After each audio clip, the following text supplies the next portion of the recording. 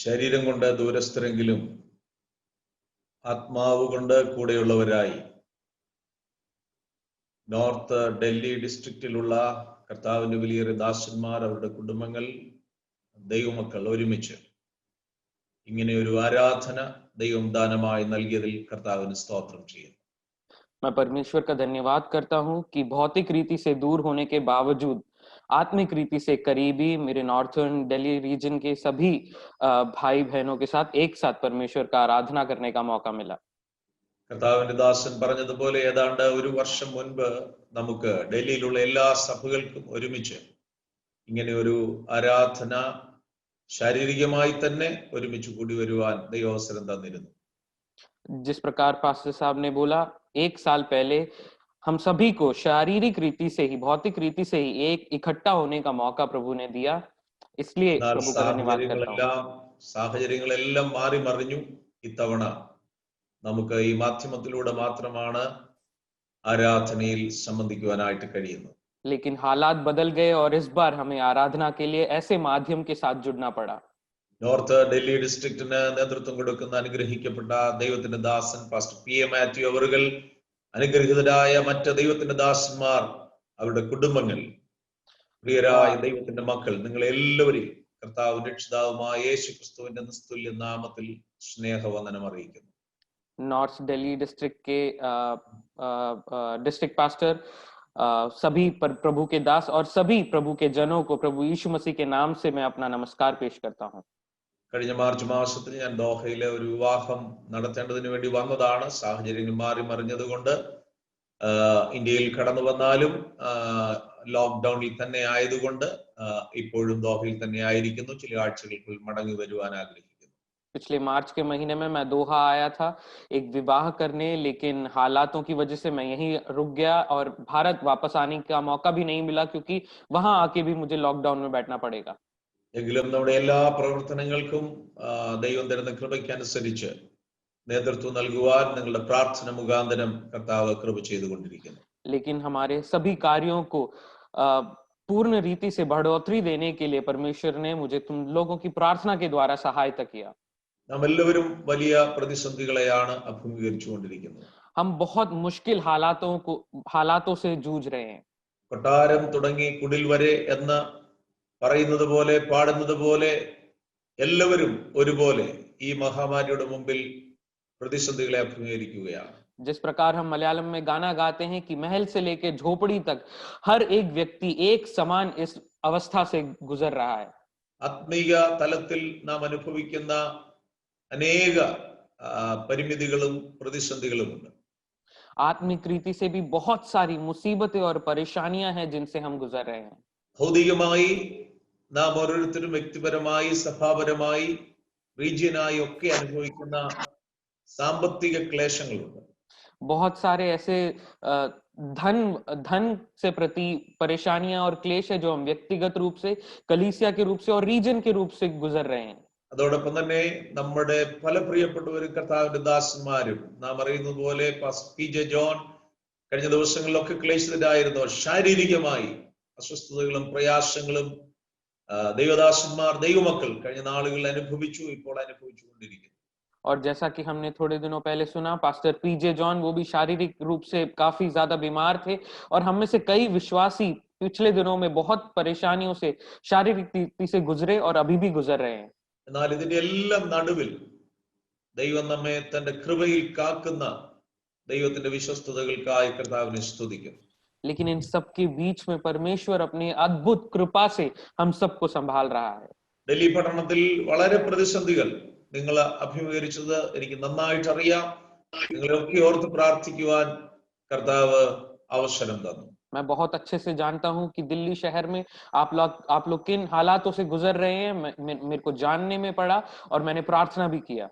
ഈ ആപത്തുകൾ ഒഴിഞ്ഞു പോകുമ്പോളം തന്റെ ചിറകിന്റെ മറവിൽ നിങ്ങൾ എല്ലാവരെയും ദൈവം സുരക്ഷിതമായി സൂക്ഷിക്കട്ടെ എന്ന് ദൈവത്തോട് പ്രാർത്ഥിക്കുന്നു. और मैं परमेश्वर से विनती करता हूं कि जब तक ये परेशानी, ये बला ना टल जाए, तब तक परमेश्वर अपने पंखों तले आपको छुपाए. നമ്മുടെ റീജിയന്റെ പ്രവർത്തനങ്ങളെ ഓർത്ത് ദൈവമക്കൾ പ്രത്യേകം പ്രാർത്ഥിക്കണം. സമസ്ത മേഖലകളിലും നാം അഭിമുഖീകരിക്കുന്ന വെല്ലുവിളികളുണ്ട്.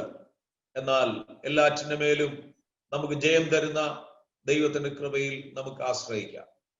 मैं आपसे विनती करता हूं कि हमारे रीजन के सभी प्रवर्तन, सभी कार्यों के लिए आप लोग प्रार्थना करें. बहुत सारे ललकार हैं जिससे हम झेल रहे हैं. आप सभी लोग निरंतर प्रार्थना करते रहिएगा. ദൈവത്തിന്റെ ദാസന്മാരും ദൈവമക്കളും ഐക്യതയോടെ സ്നേഹത്തോടെ പ്രാർത്ഥനയിൽ ഒരുമിച്ച് പോരാടി ഈ പ്രതിസന്ധിയെ അതിജീവിച്ച് കർത്താവിന്റെ വരവ് താമസിക്കുന്നുവെങ്കിൽ വരും ദിവസങ്ങളിൽ പൂർവ്വകാലങ്ങളിലേക്കാൾ ഉപരി ശക്തരായി കർത്താവിന്റെ സേവ ചെയ്യുവാൻ ദൈവം നമ്മെ ശക്തീകരിക്കട്ടെ.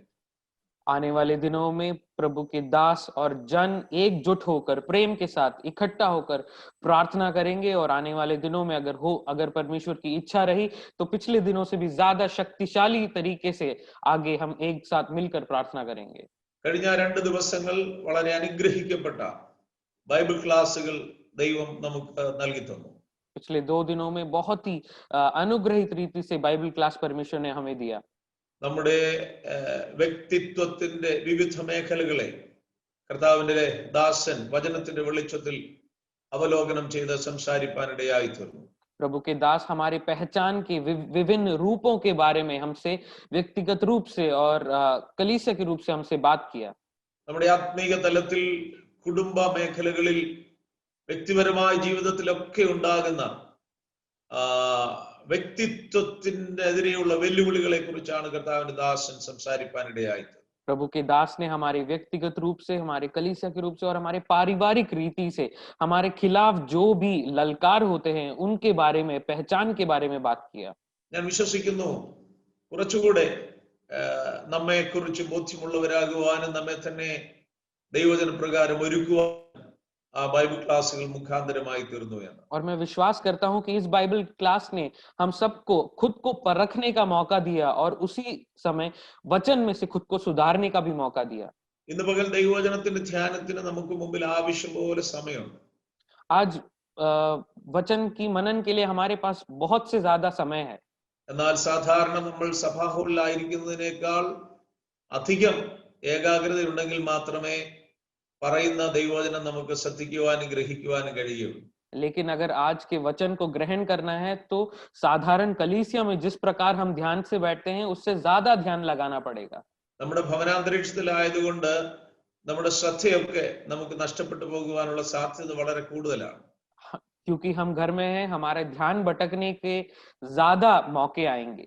എന്നാൽ ഭവനത്തിലായാലും സഭാ ഹാളിലായാലും ദൈവസന്നിധിയിൽ നാം ഒരുമിച്ച് ആയിരിക്കുന്നു.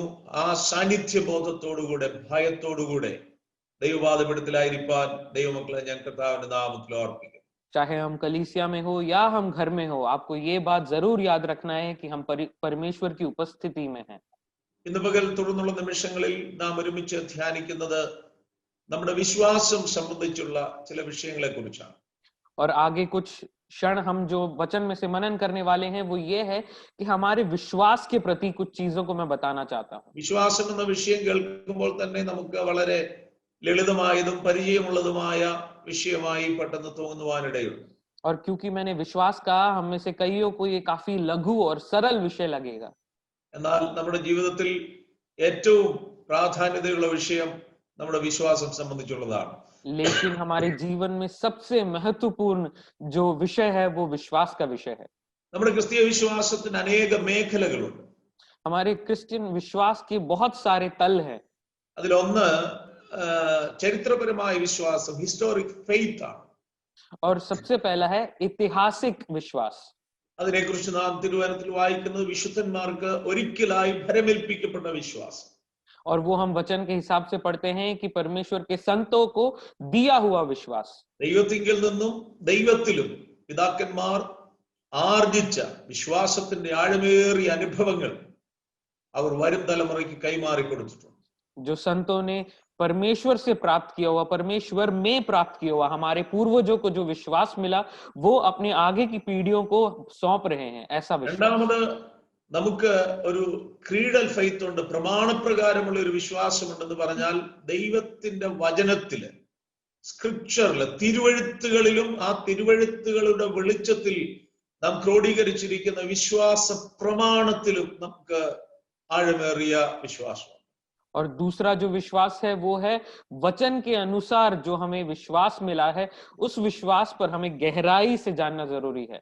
മൂന്നാമത്തേതെന്ന് പറയുന്നത് രക്ഷാകരമായ വിശ്വാസമാണ്. സേവിംഗ് ഫെയ്ത്ത് എന്ന് പറഞ്ഞാൽ നമ്മുടെ ആത്മരക്ഷയ്ക്ക് മുഖാന്തരമായി തീർന്ന യേശു ക്രിസ്തുവെങ്കിലും അവന്റെ കാൽവറി മരണത്തിലുമുള്ള വിശ്വാസം. और तीसरे प्रकार का विश्वास है हमारे उद्धार पर विश्वास, प्रभु यीशु मसीह और उसके क्रूस के प्रति, हमें जिसने बचाया, हमें जिसने उद्धार करा, वैसा विश्वास.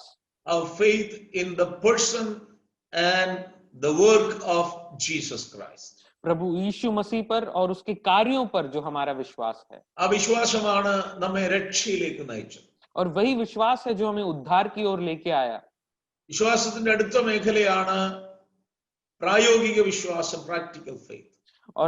और जो विश्वास का अगली पीढ़ी है वो है प्रैक्टिकल विश्वास. വിശ്വസിച്ചാൽ നീ ദൈവത്തിന്റെ രക്ഷയെ കാണും എന്നുള്ള വചനത്തിന്റെ വെളിച്ചത്തിൽ നമ്മുടെ അവസ്ഥകളിൽ, നമ്മുടെ ആവശ്യങ്ങളിൽ, നമ്മുടെ പ്രതിസന്ധികളിൽ ദൈവത്തിൽ നിന്ന് പ്രതീക്ഷിക്കുന്ന വിടുതലിന്റെ പശ്ചാത്തലത്തിലുള്ള വിശ്വാസത്തിന്റെ മേഖല.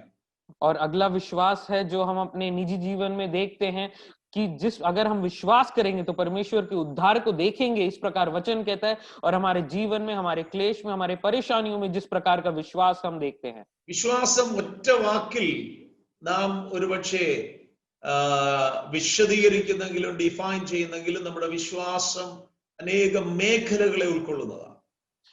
और चाहे हम विश्वास को एक शब्द में या एक सेंटेंस में अगर हम उसको समझाने की कोशिश करें, विश्वास बहुत फैली हुई एक विषय है. പ്രിയമുള്ളവരെ, ഈ അതിവിശുദ്ധ വിശ്വാസത്തെ, ഈ വിലയേറിയ വിശ്വാസത്തെ അവകാശമാക്കുവാൻ ദൈവം നമുക്ക് ഭാഗ്യം തന്നു. प्रभु ने हमें सौभाग्य दिया कि हम इस अति पवित्र और बहुमूल्य विश्वास को अपना सकें.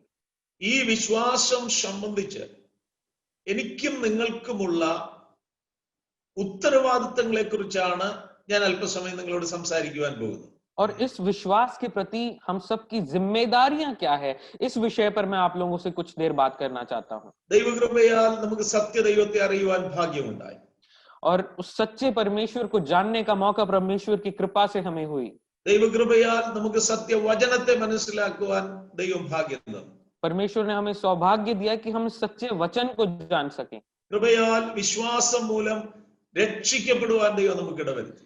और परमेश्वर की कृपा से इसी विश्वास के साथ हमें उद्धार पाने का मौका प्रभु ने हमें दिया. ദൈനംദിന ജീവിതത്തിൽ പ്രായോഗിക വിശ്വാസം അനുഭവസ്ഥമാക്കുവാൻ ദൈവം നമുക്ക് ഇടവരുത്തിക്കൊണ്ടിരിക്കുന്നു. और हमारे दिन प्रतिदिन परमेश्वर ने इस विश्वास को और अच्छे से जानने का मौका प्रभु ने दिया. ഈ വിശ്വാസം സംബന്ധിച്ച് നമ്മുടെ ഉത്തരവാദിത്വങ്ങളെ കുറിച്ച് ഒരു ഓർമ്മപ്പെടുത്തലാണ് ഇന്ന് പകൽ ഞാൻ ചെയ്യുവാനായിട്ട് ആഗ്രഹിക്കുന്നത്. और आज मैं केवल आपको इस विश्वास के प्रति जो हमारी जिम्मेदारी है उसको याद दिलाना चाहता हूं. അതിൽ അതിപ്രധാനമായതും ഒന്നാമതായും എനിക്ക് നിങ്ങളോട് പറയുവാനുള്ളത്, നാം വിശ്വാസികൾ എന്നുള്ള നിലയിൽ ദൈവത്തിന്റെ വചനം നമ്മോട് പറയുന്നത് നാം വിശ്വാസത്തിൽ നിലനിൽക്കണമെന്നുള്ളതാണ്. और पहली बात जो मैं आपको बताना चाहता हूं वो ये है कि हमें इस विश्वास में बने रहना है. അനേക ആളുകളും തങ്ങളുടെ വിശ്വാസ ജീവിതം വളരെ ഉത്സാഹത്തോടും സമർപ്പണത്തോടും തീഷ്ണതയോടും കൂടെയൊക്കെ ആരംഭിക്കാറുണ്ട്. और अनेक लोग इस अपने विश्वास जीवन को काफी दृढ़ता से और काफी तेजी से शुरुआत करते हैं. എന്നാൽ വിശ്വാസം വിട്ടുഴന്നും വിശ്വാസത്തിൽ നിന്ന് വ്യതിചലിച്ചും വിശ്വാസം തള്ളിക്കളഞ്ഞും വിശ്വാസ ത്യാഗികളായി വിശ്വാസ കപ്പൽ തകർന്നവരായി അനേകരെ നമുക്ക് ആത്മീക ലോകത്തിൽ കാണുവാനായിട്ട് കഴിയുന്നു. लेकिन जिस प्रकार शुरू किया उससे विरुद्ध अपने विश्वास को त्याग करके, अपने विश्वास को धकेल के इस आत्मिक जीवन में अपना जीवन, अपनी जिंदगी को आगे बढ़ाते हुए हम देखते हैं. ധന്യനായ പൗലോസ്ലീഹ തന്റെ ശുശ്രൂഷയിലൂടെ വിശ്വാസത്തിലേക്ക് കടന്നു വന്ന ദൈവമക്കളെ പ്രബോധിപ്പിച്ച് ഉറപ്പിക്കുന്ന അവസരത്തിൽ അപ്പോസ്തലപ്രവൃത്തി 14:22 പറയുന്നുണ്ട്, നിങ്ങൾ വിശ്വാസത്തിൽ നിലനിൽക്കണമെന്നും അനേകം കഷ്ടങ്ങളിലൂടെ ദൈവരാജ്യത്തിൽ കടക്കേണ്ടതാകുന്നു എന്നും പ്രബോധിപ്പിച്ചു എന്ന്. और संत पौलुस की जिंदगी में जब हम देखते हैं वो अपनी सेवकाई के द्वारा जिन विश्वासियों को परमेश्वर में लाया उनसे इस प्रकार कहता है, प्रेरितों के काम उसके 14वां अध्याय 22वें वचन में कहते हैं, और चलो मैं मन को स्थिर करते रहो और यह उपदेश देते थे कि विश्वास में बने रहो। 1 കൊരിന്തി 16 അധ്യായത്തിന്റെ 13 വാക്യം നമുക്ക് പരിചയമുള്ള വാക്യമാണ്. पहला कुरिन्ती 13वां उसका 16वां वचन हम बहुत अच्छे से जानते हैं. ഈ ആ വാക്യം പറയുന്നത് പൗലോസ്ലീഹ മുൻപുള്ള എല്ലാ അധ്യായങ്ങളിലും വിശദമായി പറഞ്ഞ എല്ലാ ഉപദേശങ്ങളുടെയും പ്രബോധനങ്ങളുടെയും ഒരു സംക്ഷിപ്ത രൂപമാണ്. और पिछले वाक्यों में, पिछले अध्याय में, पिछले लेखों में जो भी पौलुस ने अपने विश्वास के बारे में बताया उन सब का एक छोटा रूप वहां पर पेश किया हुआ है. അവിടെ പ്രധാനപ്പെട്ട 5 കാര്യങ്ങൾ പറയുന്ന കൂട്ടത്തിൽ ആദ്യം പറയുന്നത് ഉണർന്നിരിപ്പി. और वहां पर 5 चीजों का वर्णन हुआ है. उसमें सबसे पहली बात यही है, जागते रहो. രണ്ടാമത് പറയുന്നത് വിശ്വാസത്തിൽ നിലനിൽപ്പി. और दूसरी बात ये कहते हैं कि विश्वास में बने रहो. അത് ഒരു പരിഭാഷയിൽ നാം വായിക്കുന്നത് ഇങ്ങനെയാണ്, സ്റ്റാൻഡ് ഫേം ഇൻ ഫെയ്ത്ത്. और एक दूसरे परिभाषा में इस प्रकार लिखा है कि विश्वास में दृढ़ खड़े रहो. So this morning I exhort you, it is not just continuing in our faith as usual, but standing firm in our faith. और मैं आज आपको बताना चाहता हूं कि आम रीति से जैसे हम अपने विश्वास में आगे बढ़ रहे हैं वैसे नहीं, बल्कि परमेश्वर के विश्वास में दृढ़ खड़े रहना है. നാം വിശ്വാസത്തിൽ ഉറപ്പുള്ളവരായി നിലനിൽക്കേണ്ടതിന്റെ ആവശ്യകതയാണ് ഇന്ന് പകൽ ദൈവത്തിന്റെ പരിശുദ്ധാത്മാവ് വചനത്തിലൂടെ നമ്മെ പ്രബോധിപ്പിക്കുന്നു. और परमेश्वर की पवित्र आत्मा आज हमें यही समझाना चाहती है कि इस विश्वास में हमें दृढ़ रहना है. പൗലോസ് തന്റെ ജീവിത അനുഭവത്തെ കുറിച്ച് തന്റെ അവസാനത്തെ ലേഖനത്തിൽ എഴുതുമ്പോൾ പറയുന്നത്, ഞാൻ എന്റെ വിശ്വാസം കാത്തു എന്നുള്ളതാണ്. और पौलुस अपने आखिरी लेख में इस प्रकार कहता है कि मैंने अपने विश्वास को रखा है. എന്ന് പറഞ്ഞാൽ നഷ്ടപ്പെട്ടു പോകാതെ അതിനെ താൻ പരിപാലിച്ചു എന്നുള്ളതാണ്. इसका मतलब ये है कि पौलुस ने अपने विश्वास को कभी खोने नहीं दिया. He kept his faith, that was his confidence. और वो दृढ़ रीति से कह रहा था कि मैंने अपने विश्वास को रखा है. ഇബ്രായ ലേഖനം 3 അധ്യായം 14 വാക്യത്തിൽ നമ്മൾ വായിക്കുന്നത് ആദ്യ വിശ്വാസം അവസാനത്തോളം മുറുകെ പിടിക്കണമെന്നാണ്. और इब्रानियों की पत्री में इस प्रकार लिखा है कि अपना शुरुआती विश्वास अंत तक पकड़े रहना है. Hold fast, മുറുകെ പിടിക്കുക എന്നാണ് നമുക്ക് വായിക്കുവാൻ കഴിയുന്നത്. वहां लिखा है कस कर पकड़ो. ഈ പദപ്രയോഗങ്ങൾ നിങ്ങളുടെ ശ്രദ്ധയിലേക്ക് ഞാൻ കൊണ്ടുവന്നതിന്റെ ഉദ്ദേശം എന്ന് പറയുന്നത്, और इन कुछ शब्दों का मैंने इस्तेमाल इसलिए करा, നമ്മുടെ വിശ്വാസം സംബന്ധിച്ച് ഉത്തരവാദിത്തങ്ങളിൽ ഏറ്റവും പ്രധാനപ്പെട്ടത് നാം വളരെ സൂക്ഷ്മതയോടുകൂടെ നമ്മുടെ വിശ്വാസത്തിൽ നിലനിൽക്കണം എന്നുള്ളതാണ്. वो यही है कि हम हमारे विश्वास के प्रति कुछ बातों में सबसे महत्वपूर्ण और जरूरी जिम्मेदारी यही है कि हम विश्वास में दृढ़ रहें. ഡൽഹി, നോർത്ത് ഡൽഹി ഡിസ്ട്രിക്റ്റിലുള്ള ദൈവമക്കളെ എല്ലാവരെയും ദൈവത്തിന്റെ ആത്മാവിൽ ഒന്നുകൂടെ ഞാൻ പ്രബോധിപ്പിക്കുകയാണ്. ഉയരുന്ന പ്രതിസന്ധികളുടെ നടുവിൽ, വെല്ലുവിളികളുടെ നടുവിൽ, അഭിമുഖീകരിക്കുന്ന പ്രയാസങ്ങളുടെയും ഞെരുക്കങ്ങളുടെയും നടുവിൽ നാം നമ്മുടെ വിശ്വാസത്തെ മുറുകെ പിടിക്കണം, വിശ്വാസത്തെ കാക്കണം, വിശ്വാസത്തിൽ ഉറപ്പുള്ളവരായി സ്ഥിരതയോടെ അതിൽ തുടരുവാനിടയായി തീരണം. दिल्ली नॉर्थ डिस्ट्रिक्ट के सभी जनों को और परमेश्वर के दासों को आज मैं यही कहना चाहता हूं कि बढ़ते हुए परेशानियों में, क्लेश में, ललकार के बीच में अपने विश्वास को कस के पकड़ना है, उसमें दृढ़ रहना है और विश्वास में ही आगे बढ़ना है. വിശ്വാസം സംബന്ധിച്ച് നമ്മുടെ രണ്ടാമത്തെ ഉത്തരവാദിത്വം, और विश्वास के प्रति हमारी दूसरी जिम्मेदारी 2 കൊരിന്തി 13 അധ്യായം 5 വാക്യത്തിൽ പൗലോസ് പറയുന്നുണ്ട്. दूसरा कोरिन्थी 13वां अध्याय उसके 5वें वचन में इस प्रकार लिखा है, വിശ്വാസത്തിൽ ഇരിക്കുന്നുവോ എന്ന് നിങ്ങളെ തന്നെ പരിശോധിപ്പിൻ, നിങ്ങളെ തന്നെ ശോധന ചെയ്യുവിൻ. वहां पर लिखा है आप अपने आप को परखें कि विश्वास में हो कि नहीं. വിശ്വാസത്തിൽ നിലനിൽക്കുവാനുള്ള പ്രബോധനത്തോടൊപ്പം തന്നെ ദൈവ മക്കളോട് പറയുകയാണ്, നിങ്ങൾ നിങ്ങളെ തന്നെ ശോധന ചെയ്യണം, നിങ്ങളെ തന്നെ പരീക്ഷിക്കണം. विश्वास में दृढ़ रहने को आदेश देने के उससे ही समय वो कहते हैं कि तुम अपने आप को विश्वास में परखना जरूरी है. അത് വളരെ വളരെ പ്രധാനപ്പെട്ട ഒരു കാര്യമാണ്. और वो बहुत ही महत्वपूर्ण बात है. പലപ്പോഴും നാം ഒരിക്കൽ വിശ്വാസത്തിൽ വന്നു കഴിഞ്ഞാൽ നാം വിചാരിക്കുന്നത് അത് യാന്ത്രികമായി തന്നെ മുന്നോട്ട് പോകുന്ന ഒരു പ്രക്രിയയാണ് വിശ്വാസ ജീവിതം എന്നാണ്. और कई बार विश्वास में आने के बाद हमें ये लगता है कि जो हमारी शुरुआती विश्वास है वो एक मशीन की तरह चलती रहती है. പ്രിയമുള്ളവരെ, വിശ്വാസ ജീവിതം എന്ന് പറയുന്നത് it is not a mechanical life. और जो हमारी विश्वास जीवन है वो इस प्रकार नहीं चलती. Our daily effort is essential to survive and continue in our faith. और हमारे विश्वास के जीवन को आगे बढ़ाने के लिए हमारे दिन प्रतिदिन में मेहनत और दृढ़ता जरूरी है. നമ്മുടെ ജീവിതത്തിന്റെ പല മേഖലകളെയും നാം ദൈനംദിനം അല്ലെങ്കിൽ ഇടവിട്ട ദിവസങ്ങളിലെങ്കിലും പരിശോധിക്കുന്നവരാണ്. और हम कई बार अपने जीवन में और हमारे व्यवहार में इस चीज को ढूंढते हैं, जांचते हैं. ഡയബറ്റീസ് പേഷ്യൻസിനെ സംബന്ധിച്ചിടത്തോളം ഡെയിലിയോ ആഴ്ചയിൽ 1-2 വട്ടമോ ഒക്കെ അവരുടെ ഷുഗറിന്റെ ലെവൽ അവർ ചെക്ക് ചെയ്യാറുണ്ട്. और जिनको डायबिटीज है वो या तो हफ्ते में एक बार या रोज ही अपने शुगर लेवल को चेक करते हैं. ബ്ലഡ് പ്രഷർ ഒക്കെയുള്ള ആളുകൾ കുറവായാലും കൂടുതലായാലും ആഴ്ചയിൽ 1-2 വട്ടമൊക്കെ അത് പരിശോധിക്കാറുണ്ട്. और जिनको ब्लड प्रेशर है, चाहे वो कम हो जाए चाहे वो बढ़ जाए, हफ्ते में 1 या 2 बार तो चेक करते ही हैं.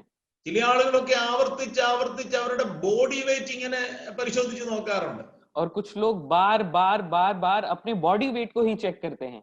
ഈ ലോക്ക്ഡൌൺ കാലത്ത് വെയിറ്റ് കൂടിയോ കുറഞ്ഞോ എന്നൊക്കെ നോക്കാത്ത ആളുകൾ വളരെ ചുരുക്കമാണെന്ന് എന്റെ വിശ്വാസം.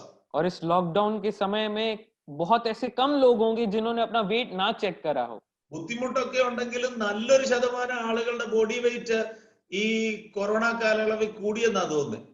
चाहे जितना भी क्लेश परेशानी क्यों ना हो, इस कोरोना के समय में आधे से ज्यादा लोगों के वजन बढ़ गए हैं. ആരെങ്കിലും മനഃപൂർവ്വമായിട്ട് വല്ല ഉപവാസമൊക്കെ എടുത്തിട്ടുണ്ടെങ്കിൽ മാത്രമേ അവരുടെ വെയിറ്റ് കുറഞ്ഞിട്ടുള്ളൂ. ബാക്കിയുള്ളവരുടെയൊക്കെ മിനിമം 2 കിലോയിലും കൂടിയിട്ടുണ്ടെന്നാണ് എന്റെ വിശ്വാസം. और किसी ने उपवास लिया होगा तो कोई बात नहीं, लेकिन मिनिमम 2 किलो तो आधे से ज्यादा लोगों के बढ़ ही गए होंगे. അങ്ങനെ നമ്മുടെ ജീവിതത്തിന്റെ പല മേഖലകളിലും നമ്മൾ പരിശോധനകൾ നടത്താറുണ്ട്. और वैसे ही हमारे जीवन के अनेक स्थिरों पर हम परखते जाते हैं. എന്നാൽ പ്രിയമുള്ളവരെ, ദൈവത്തിന്റെ വചനത്തിന്റെ വെളിച്ചത്തിൽ ഞാൻ ദൈവമക്കളോട് പറയുകയാണ്, लेकिन प्रिय परमेश्वर के जनों, परमेश्वर के वचन के आधार पर मैं आज आपको बता रहा हूं, നമ്മുടെ വിശ്വാസത്തിന്റെ അനുഭവങ്ങളെ കുറിച്ച് ശോധന ചെയ്യേണ്ട, പരിശോധിക്കേണ്ട ആവശ്യകതകളുണ്ട്. हमारे विश्वास के अनुभवों के अनुसार अपने जीवन को परखना बहुत जरूरी है. തിരുവചനത്തിന്റെ വെളിച്ചത്തിൽ ആദ്യകാല അനുഭവങ്ങളിൽ ഒക്കെ നിലനിൽക്കുവാൻ എനിക്കും നിങ്ങൾക്കും കഴിയുന്നുണ്ടോ എന്ന് അനുദിനവും ശോധന ചെയ്യേണ്ടതിന്റെ ആവശ്യകത വളരെ വലിയതാണ്. परमेश्वर के वचन के अनुसार और हमारे जीवन के पिछले अनुभवों के अनुसार हमें खुद को परखना आपको और मुझे बहुत जरूरी है. അതുകൊണ്ട് ഇന്ന് പകൽ ദൈവത്തിന്റെ മക്കളെ എല്ലാവരെയും ദൈവാത്മാവ് ഞാൻ പ്രബോധിപ്പിക്കുകയാണ്, എക്സാമിൻ യുവർസെൽഫ്. നിങ്ങളെ തന്നെ പരിശോധിക്കുക. നിങ്ങൾ വിശ്വാസത്തിന്റെ ഏതളവിലും ഏതനുഭവത്തിലും ഇന്ന് പകലായിരിക്കുന്നു എന്നുള്ളത്. और आज के दिन मैं पवित्र आत्मा की अगुवाई से आप सबसे विनती करता हूं कि हमें खुद के विश्वास को आज परखना बहुत जरूरी है. വിശ്വാസം സംബന്ധിച്ചുള്ള നമ്മുടെ മൂന്നാമത്തെ ഉത്തരവാദിത്വം എന്ന് പറയുന്നത്, विश्वास के प्रति हमारी तीसरी जिम्मेदारी वो ये है, യൂദായുടെ ലേഖനം 3-4 വാക്യങ്ങൾ നാം വായിക്കുമ്പോൾ, जब हम यूदा का वचन पढ़ते हैं उसके 3 വിശുദ്ധന്മാർക്കൊരിക്കലായി ഭരമേൽപ്പിക്കപ്പെട്ട വിശ്വാസത്തിന് വേണ്ടി പോരാടണം എന്നുള്ള പ്രബോധനം നമുക്ക് കാണുവാൻ കഴിയുന്നുണ്ട്. और वहां पर हम इस प्रकार पढ़ते हैं कि जो विश्वास हमें शुरुआती दिनों में मिला, उसका 3 और 4 में लिखा है कि उसके लिए हमें प्रयत्न करना चाहिए, परिश्रम करना चाहिए. Contend for our faith, വിശ്വാസത്തിന് വേണ്ടി നാം പോരാടണമെന്നാണ് നമുക്ക് അവിടെ വായിക്കാൻ കഴിയുന്നത്. और यहाँ पर लिखा है कि विश्वास के लिए हमें युद्ध करना है. പ്രിയമുള്ളവരെ, don't take your faith for granted. अपने विश्वास को साधारण सरल मत समझो. നമ്മള് ഒരു വലിയ പോരാട്ടത്തിലാണ് നമ്മുടെ വിശ്വാസ ജീവിതം കഴിച്ചു മുന്നോട്ട് പോകേണ്ടത്. हम अपने विश्वास जीवन को आगे बढ़ाना एक बहुत बड़ा यत्न है. സാധാരണത്വത്തിൽ ആരെങ്കിലും തങ്ങളുടെ വിശ്വാസ ജീവിതത്തെ ഏറ്റെടുത്തിട്ടുണ്ടെങ്കിൽ അവരൊക്കെ ഈ പോർക്കളത്തിൽ പരാജയപ്പെട്ട് പട്ടുപോയിട്ടുണ്ട്. और अगर अपने विश्वास जीवन को किसी ने भी सरलता से लिया है, वो सब यहाँ पर नष्ट हो गए हैं, तबाह हो गए हैं. പല ദൈവത്തിന്റെ ദാസന്മാരും പറഞ്ഞ് നമ്മൾ ഒരുപക്ഷെ കേട്ടിട്ടുണ്ടാകും, अनेक परमेश्वर के दासों से हमने इस प्रकार सुना होगा, ക്രിസ്തീയ ജീവിതം ഒരു കളിക്കളമല്ല, നേരെ മറിച്ചൊരു പോർക്കളമാണ്. जो विश्वास की जीवन है वो एक खेल का मैदान नहीं, वो एक युद्ध का मैदान है. കളിയില് ഒരു ഗെയിം നമ്മൾ തോറ്റാൽ നമുക്ക് അടുത്ത ഗെയിമില് നമുക്ക് ജയിച്ചു പുറത്തു വരാം. और खेल में अगर एक खेल हम हार गए तो हम अगले खेल में हम जीत सकते हैं. എന്നാൽ ഒരു പോരാട്ടത്തിൽ, ഒരു യുദ്ധത്തിൽ നാം പരാജയപ്പെട്ടു കഴിഞ്ഞാൽ നമുക്കൊരു തിരിച്ചുവരവോ മടങ്ങിവരവോ ഒരുപക്ഷെ ഉണ്ടാകണമെന്നില്ല. लेकिन अगर युद्ध के मैदान में अगर हम हार जाते हैं तो हो सकता है कि दोबारा युद्ध में हम ना जीत पाए और दोबारा युद्ध होगा भी नहीं. ഞാൻ വളരെ ആത്മാർത്ഥമായി ചോദിക്കട്ടെ, how many of you take your faith and spiritual life so seriously as a warfare? और मैं तहे दिल से आपसे पूछना चाहता हूं कि आप में से कितने लोग इस विश्वास को गंभीरता से लेते हैं और एक युद्ध की तरह उसे झेलते हैं. നമ്മുടെ മനോഭാവം ഈ ദിവസങ്ങളിൽ മാറണം. हमारी जो मन का, हमारा जो स्वभाव है, व्यवहार है, वो बदलना जरूरी है. വിശ്വാസത്തിന് വേണ്ടിയുള്ള ഒരു വലിയ പോരാട്ടത്തിനായി ഈ ദിവസങ്ങളിൽ നാം പിന്നെയും ഒരുങ്ങേണ്ട ആവശ്യകതയുണ്ട്. और विश्वास के एक बहुत बड़े यत्न के लिए हमें इन दिनों तैयार होना जरूरी है. ഞാൻ എന്റെ ഒരു ചിന്തയും എന്റെ ഒരു വിശ്വാസവും പറയാം. मैं अपना एक सोच और विश्वास मैं आपको बताना चाहता हूं. നമ്മുടെ ഈ പ്രീ കോവിഡ് കോണ്ടെക്സ്റ്റ് എന്ന് പറയുന്നത് നമ്മളൊന്ന് വിചിന്തനം ചെയ്യാമെങ്കിൽ, एक बार हम इस कोविड से पहले की अवस्था को अगर हम सोचें, നമ്മുടെ ജീവിതത്തിന്റെ, വിശേഷാൽ ആത്മീയ ജീവിതത്തിന്റെ മിക്കവാറും അവസ്ഥകളെല്ലാം നമ്മളൊരു സാധാരണ നിലയിൽ just as ordinary we have considered. हमारे जो विश्वास की जीवन थी कोविड से पहले, उसको हम एक सरल रीति से लेते आए हैं. But God is bringing us back to the seriousness of our faith and practice in this COVID context. That is what I believe. लेकिन मैं ये मानता हूं कि इस कोविड के हालातों में परमेश्वर हमें हमारे विश्वास की गंभीरता की ओर हमें लौट कर लेके आ रहा है. ഒരുപക്ഷെ എക്സെപ്ഷൻസ് ഉണ്ടായിരിക്കും, എന്നാലും ഭൂരിപക്ഷം ആളുകളുടെ അവസ്ഥ ഞാൻ മനസ്സിലാക്കുന്നത്, हो सकता है कि एक्सेप्शन हो, लेकिन ज्यादातर लोगों की अवस्थाएं यही है. കഴിഞ്ഞ കാലങ്ങളെക്കാൾ കർത്താവിനോട് ഒന്നുകൂടെ അടുക്കാൻ ഈ കോവിഡ് കോണ്ടെക്സ്റ്റ് നമ്മിൽ പലർക്കും കാരണമാക്കി. पिछले दिनों से ज्यादा परमेश्वर के और करीब आने के लिए इस कोविड ने हमारी सहायता करी है. നമ്മുടെ ജീവിതത്തെ ഒന്നുകൂടെ ഒന്ന് പരിശോധിക്കുവാനും ചില ക്രമീകരണങ്ങളെ വരുത്തുവാനും ഈ കാലഘട്ടം നമുക്ക് അനുഗ്രഹമായി തീർന്നു. और इन दिनों इस अवस्था ने हमें अपने जीवन को परखने के लिए और सुधार लाने के लिए हमारी सहायता करी है. പൂർവ്വകാലങ്ങളിൽ തിരക്ക് നിമിത്തം പലപ്പോഴും തിരുവചനം ധ്യാനിക്കുവാൻ കഴിയാതെ പോയ കുറവുകൾക്ക് പലരും ഈ ദിവസങ്ങളിൽ പരിഹാരം വരുത്തി വചനം ധ്യാനിക്കുവാനായിട്ട് അവസരം കണ്ടെത്തുന്നു. बीते दिनों में समय ना होने की वजह से परमेश्वर की उपस्थिति से हटने वाले कई लोग इन दिनों में वचन का मनन करने लगे हैं. മുന്നമേ പലപ്പോഴും നമ്മുടെ വ്യക്തിപരമായ പ്രാർത്ഥനകളും കുടുംബ പ്രാർത്ഥനകളും ഒക്കെ ഒരു ചടങ്ങിന്റെ അനുഭവങ്ങളായിരുന്നു. इससे पहले हमारी निजी प्रार्थना और पारिवारिक प्रार्थना एक रिवाज बनकर रह गई थी. എന്നാൽ ഈ കാലഘട്ടം നമ്മുടെ പ്രാർത്ഥനാ ജീവിതത്തെ മാറ്റിമറിച്ചതോർത്ത് ഞാൻ എൻ്റെ കർത്താവിന് സ്തോത്രം ചെയ്യുന്നു.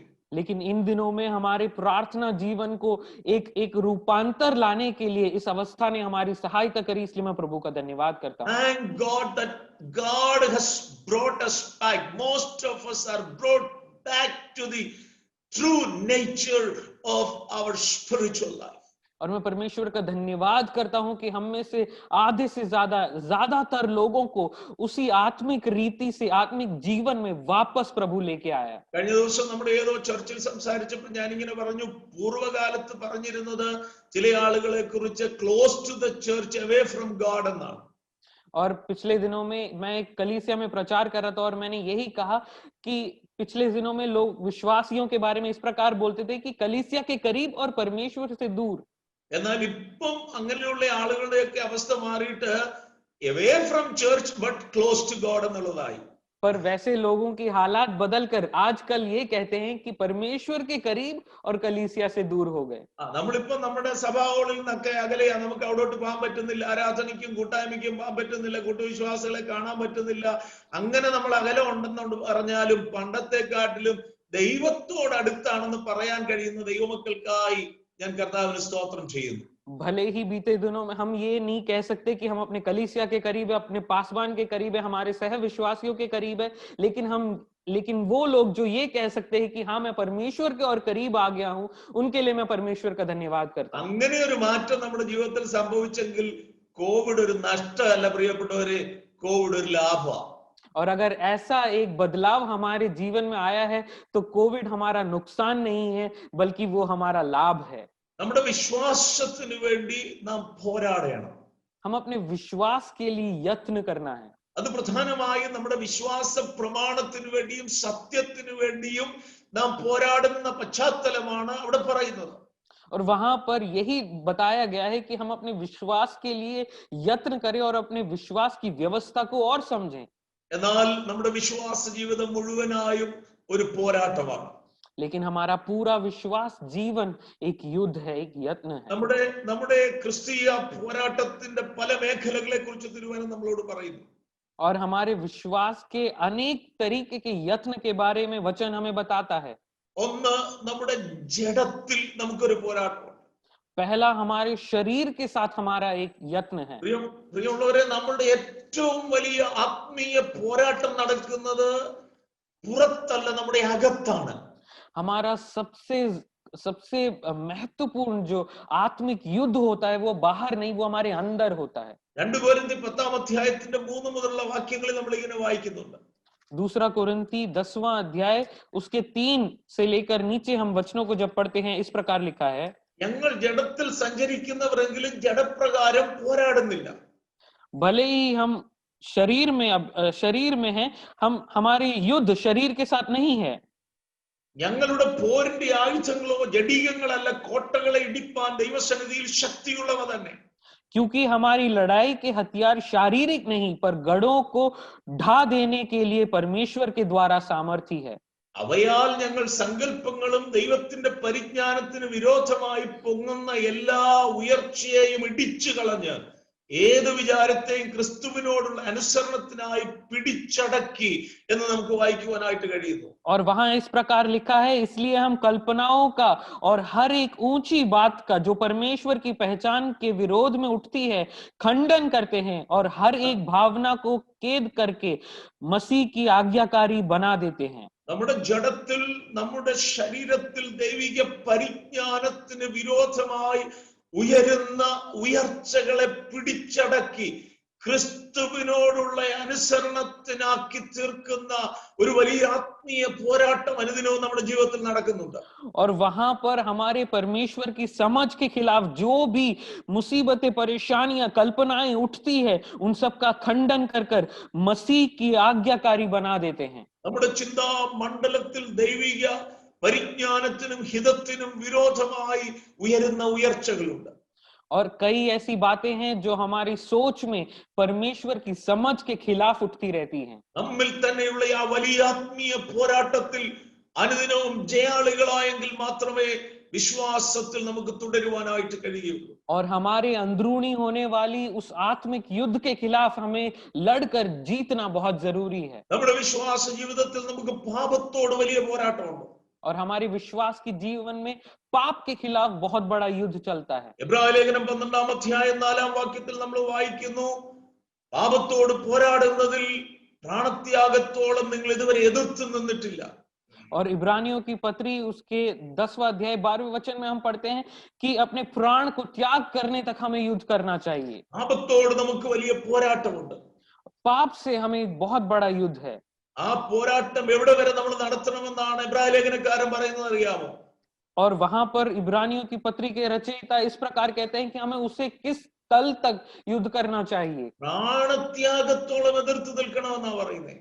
और वहां पर ये लिखा है कि हमारे मरते दम तक पाप से युद्ध करना है। നമ്മുടെ പ്രാണൻ വെടിയേണ്ടി വന്നാലും പാപത്തോടുള്ള ബന്ധത്തിൽ ഒരു കോംപ്രമൈസിന് നാം തയ്യാറാകരുതെന്നാണ് തിരുവചനം നമ്മോട് പറയുന്നത്. और वचन कहता है कि चाहे हमें अपनी जान गंवानी पड़े, पाप से कोई गुंजाइश नहीं करना है। ജഡത്തോട് നാം പോരാടുന്നു, പാപത്തോട് നാം പോരാടുന്നു, അതോടൊപ്പം തന്നെ നാം പൈശാചിക മണ്ഡലങ്ങളോട് നമ്മുടെ വിശ്വാസത്തിൽ പോരാടുകയാണ്. हम अपने शरीर से युद्ध करते हैं, हम पाप से युद्ध करते हैं और उसी के साथ साथ शैतानिक शक्तियों से भी हम युद्ध करते हैं। എബ്രായ ലേഖനം 6-ാം അധ്യായം, എഫെസ്യ ലേഖനം 6-ാം അധ്യായം 10 മുതലുള്ള വാക്യങ്ങൾ നമുക്ക് സുപരിചിതമാണ്. एहेस्केल 6 उसका 10 से आगे वचन हम जब पढ़ते हैं वो हम अच्छे से जानते हैं। എഫെസ്യർ 6-ന്റെ 10 മുതൽ एफिसियों की पत्री 6 का 10, ഒടുവിൽ കർത്താവിലും അവന്റെ അമിതബലത്തിലും ശക്തിപ്പെടുവീൻ. इसलिए प्रभु में और उसकी शक्ति के प्रभाव में बलवंत बनो। പിശാചിന്റെ തന്ത്രങ്ങളോട് എതിർത്ത് നിൽക്കേണ്ടതിന് ദൈവത്തിന്റെ സർവായുധവർഗം ധരിച്ചുകൊള്ളുവീൻ. और शैतानियों की युक्ति के सामना करने के लिए परमेश्वर के सारे हथियार बांध लो। തുടർന്ന് പറയുന്നത്, നമുക്ക് പോരാട്ടമുള്ളത് ജഡരക്തങ്ങളോടല്ല, വാഴ്ചകളോടും അധികാരങ്ങളോടും ഈ അന്ധകാരത്തിന്റെ ലോകാധിപതികളോടും സ്വർലോകത്തിലെ ദുഷ്ടാത്മസേനയോടും അത്രേ. और आगे इस प्रकार लिखा है, क्योंकि हमारा ये मल्ल युद्ध लहू और मांस से नहीं परंतु प्रधानों से और अधिकारियों से और इस संसार के अंधकार के हाकिमों से है। തീമോഥെയോസിനോട് പൗലോസ് പ്രബോധനം പറയുമ്പോൾ തന്നോട് പറയുന്നത് വിശ്വാസത്തിന്റെ നല്ല പോർ പൊരുതുക എന്നുള്ളതാണ്. और तीमुथियुस से पौलुस जब लिखता है वो इस प्रकार कहता है कि अपने विश्वास को अच्छा यत्न करो। എന്നെ കേൾക്കുന്ന പ്രിയ ദൈവമക്കളെ, കാലഘട്ടത്തിന്റെ വെല്ലുവിളികളെ അതിജീവിച്ചുകൊണ്ട് വിശ്വാസത്തിന് ഒരു നല്ല പോരാട്ടം കഴിക്കുവാൻ ഇന്ന് പകൽ പരിശുദ്ധാത്മാവ് നമ്മളോട് പറയുന്നു. और प्रियजनों, जो भी मुझे सुन रहे हैं, पवित्र आत्मा हमसे आज ये कहना चाहती है कि इस पीढ़ी के सभी विश्वास के प्रति ललकारों से जीतना हमें बहुत जरूरी है। വിശ്വാസത്തിന് വേണ്ടി, സുവിശേഷത്തിന് വേണ്ടിയൊക്കെ ധീരതയോടെ പോരാടിയ പൗലോസ് തന്റെ ജീവിത സായാഹ്നത്തിൽ എഴുതി വെച്ചു, ഞാൻ നല്ല പോർ പൊരുതു. विश्वास के लिए और सुसमाचार के लिए जिसने यत्न करा, जिसने युद्ध करा, ऐसा पौलुस अपने अंतिम लेखनों में इस प्रकार लिखा है कि मैंने एक अच्छा प्रयत्न करा। പ്രിയമുള്ളവരെ, സത്യവചനത്തിന് വേണ്ടിയും വിശുദ്ധ ജീവിതത്തിന് വേണ്ടിയും ഒരു വലിയ പോരാട്ടത്തിലാണ് നീയും ഞാനും എന്നുള്ള ബോധ്യം ഇന്ന് പകൽ നമ്മെ ഭരിക്കണം. अजीजों, आज आप में और मुझ में ये समझ होनी चाहिए कि हम विश्वास के लिए एक बहुत बड़े युद्ध में जी रहे हैं। We fight for the true word of God. हम सच्चे वचन के लिए युद्ध कर रहे हैं। ദുരുപദേശത്തിന്റെ വേലിയേറ്റത്തിൽ നിന്ന് സത്യോപദേശത്തെ കാത്തു സൂക്ഷിക്കുവാൻ, പത്യവചനത്തെ കാത്തു സൂക്ഷിക്കുവാൻ നമ്മെയും നമ്മുടെ തലമുറകളെയും നമ്മുടെ സഭകളെയും ആ വചനത്തിന്റെ വിശുദ്ധിയിൽ നിലനിർത്തുവാനുള്ള വലിയ പോരാട്ടം ഈ ദിവസങ്ങളിൽ പിന്നെയും ഏറ്റെടുക്കുവാൻ ദൈവം നമുക്ക് കൃപ ചെയ്യട്ടെ. सच्चे वचन में अपनी कलीसिया को और खुद को आगे बढ़ाने के इस बहुत बड़े यत्न में है और उससे परमेश्वर मैं आपसे विनती करता हूं कि आपको और मुझे उसकी सहायता करे, उसमें मदद करे। രണ്ട്, നമ്മുടെ വിശുദ്ധ ജീവിതം കാത്തു സൂക്ഷിക്കുവാനുള്ള ഒരു വലിയ പോരാട്ടം നാം കഴിക്കണം. और अगला है हमारे पवित्रदायी जीवन को संभालने का एक बहुत बड़ा युद्ध। So contend for the faith that is entrusted with you. और उस विश्वास जो परमेश्वर ने आपको सौंपा है उसमें दृढ़ बने रहो। നമ്മുടെ വിശ്വാസം സംബന്ധിച്ച് നാലാമത്തെ ഉത്തരവാദിത്വം എന്ന് പറയുന്നത്, और विश्वास के प्रति हमारी चौथी जिम्मेदारी वो ये है, റോമാലേഖനം 4-ാം അധ്യായത്തിന്റെ 19-20 വാക്യങ്ങളിലേക്ക് നാം കടന്നു വരുമ്പോൾ रोमियो की पत्री 4था अध्याय उसका 19 और 20 जब हम पढ़ते हैं, അവിടെ അബ്രഹാമിന്റെ ജീവിത അനുഭവത്തെ കുറിച്ചാണ് പറയുന്നത്. और वहां पे अब्राहम के जीवन के बारे में कुछ लिखा गया है। അബ്രഹാം തന്റെ ശരീരത്തിന്റെ നിർജീവത്വം ഗ്രഹിച്ചു. ഭാര്യ സാറായിയുടെ ഗർഭപാത്രം നിർജീവമായി പോയത് മനസ്സിലാക്കി. എങ്കിലും അവിടെ പറയുന്നത് തൻ വിശ്വാസത്തിൽ ക്ഷീണിച്ചില്ല. और वो उसने अपने शरीर के सभी कमजोरियों को समझा और अपनी पत्नी के शरीर के कमजोरियों को समझने के बावजूद वो विश्वास में कभी हारा नहीं। നേരെ മറിച്ച് ദൈവത്തിന്റെ വാഗ്ദത്തത്തിങ്കൽ അവിശ്വാസത്താൽ സംശയിക്കാതെ, അടുത്ത പദമാണ് നമ്മുടെ പ്രധാന ചിന്ത, വിശ്വാസത്തിൽ ശക്തിപ്പെട്ടു. और अगला जो हम वचन पढ़ते हैं कि इन कमजोरियों को धकेल कर उसके विपरीत अपने विश्वास में दृढ़ बना रहा। There are two contradictory statements. और यहाँ पर हम देखते हैं दो विपरीत तरह के वचन दिए हुए हैं। Abraham was not weakened in his faith, Abraham अपने विश्वास में कमजोर नहीं हुआ, but he was strengthened, or he became strong in his faith. और उसके विपरीत वो अपने विश्वास में दृढ़ हुआ।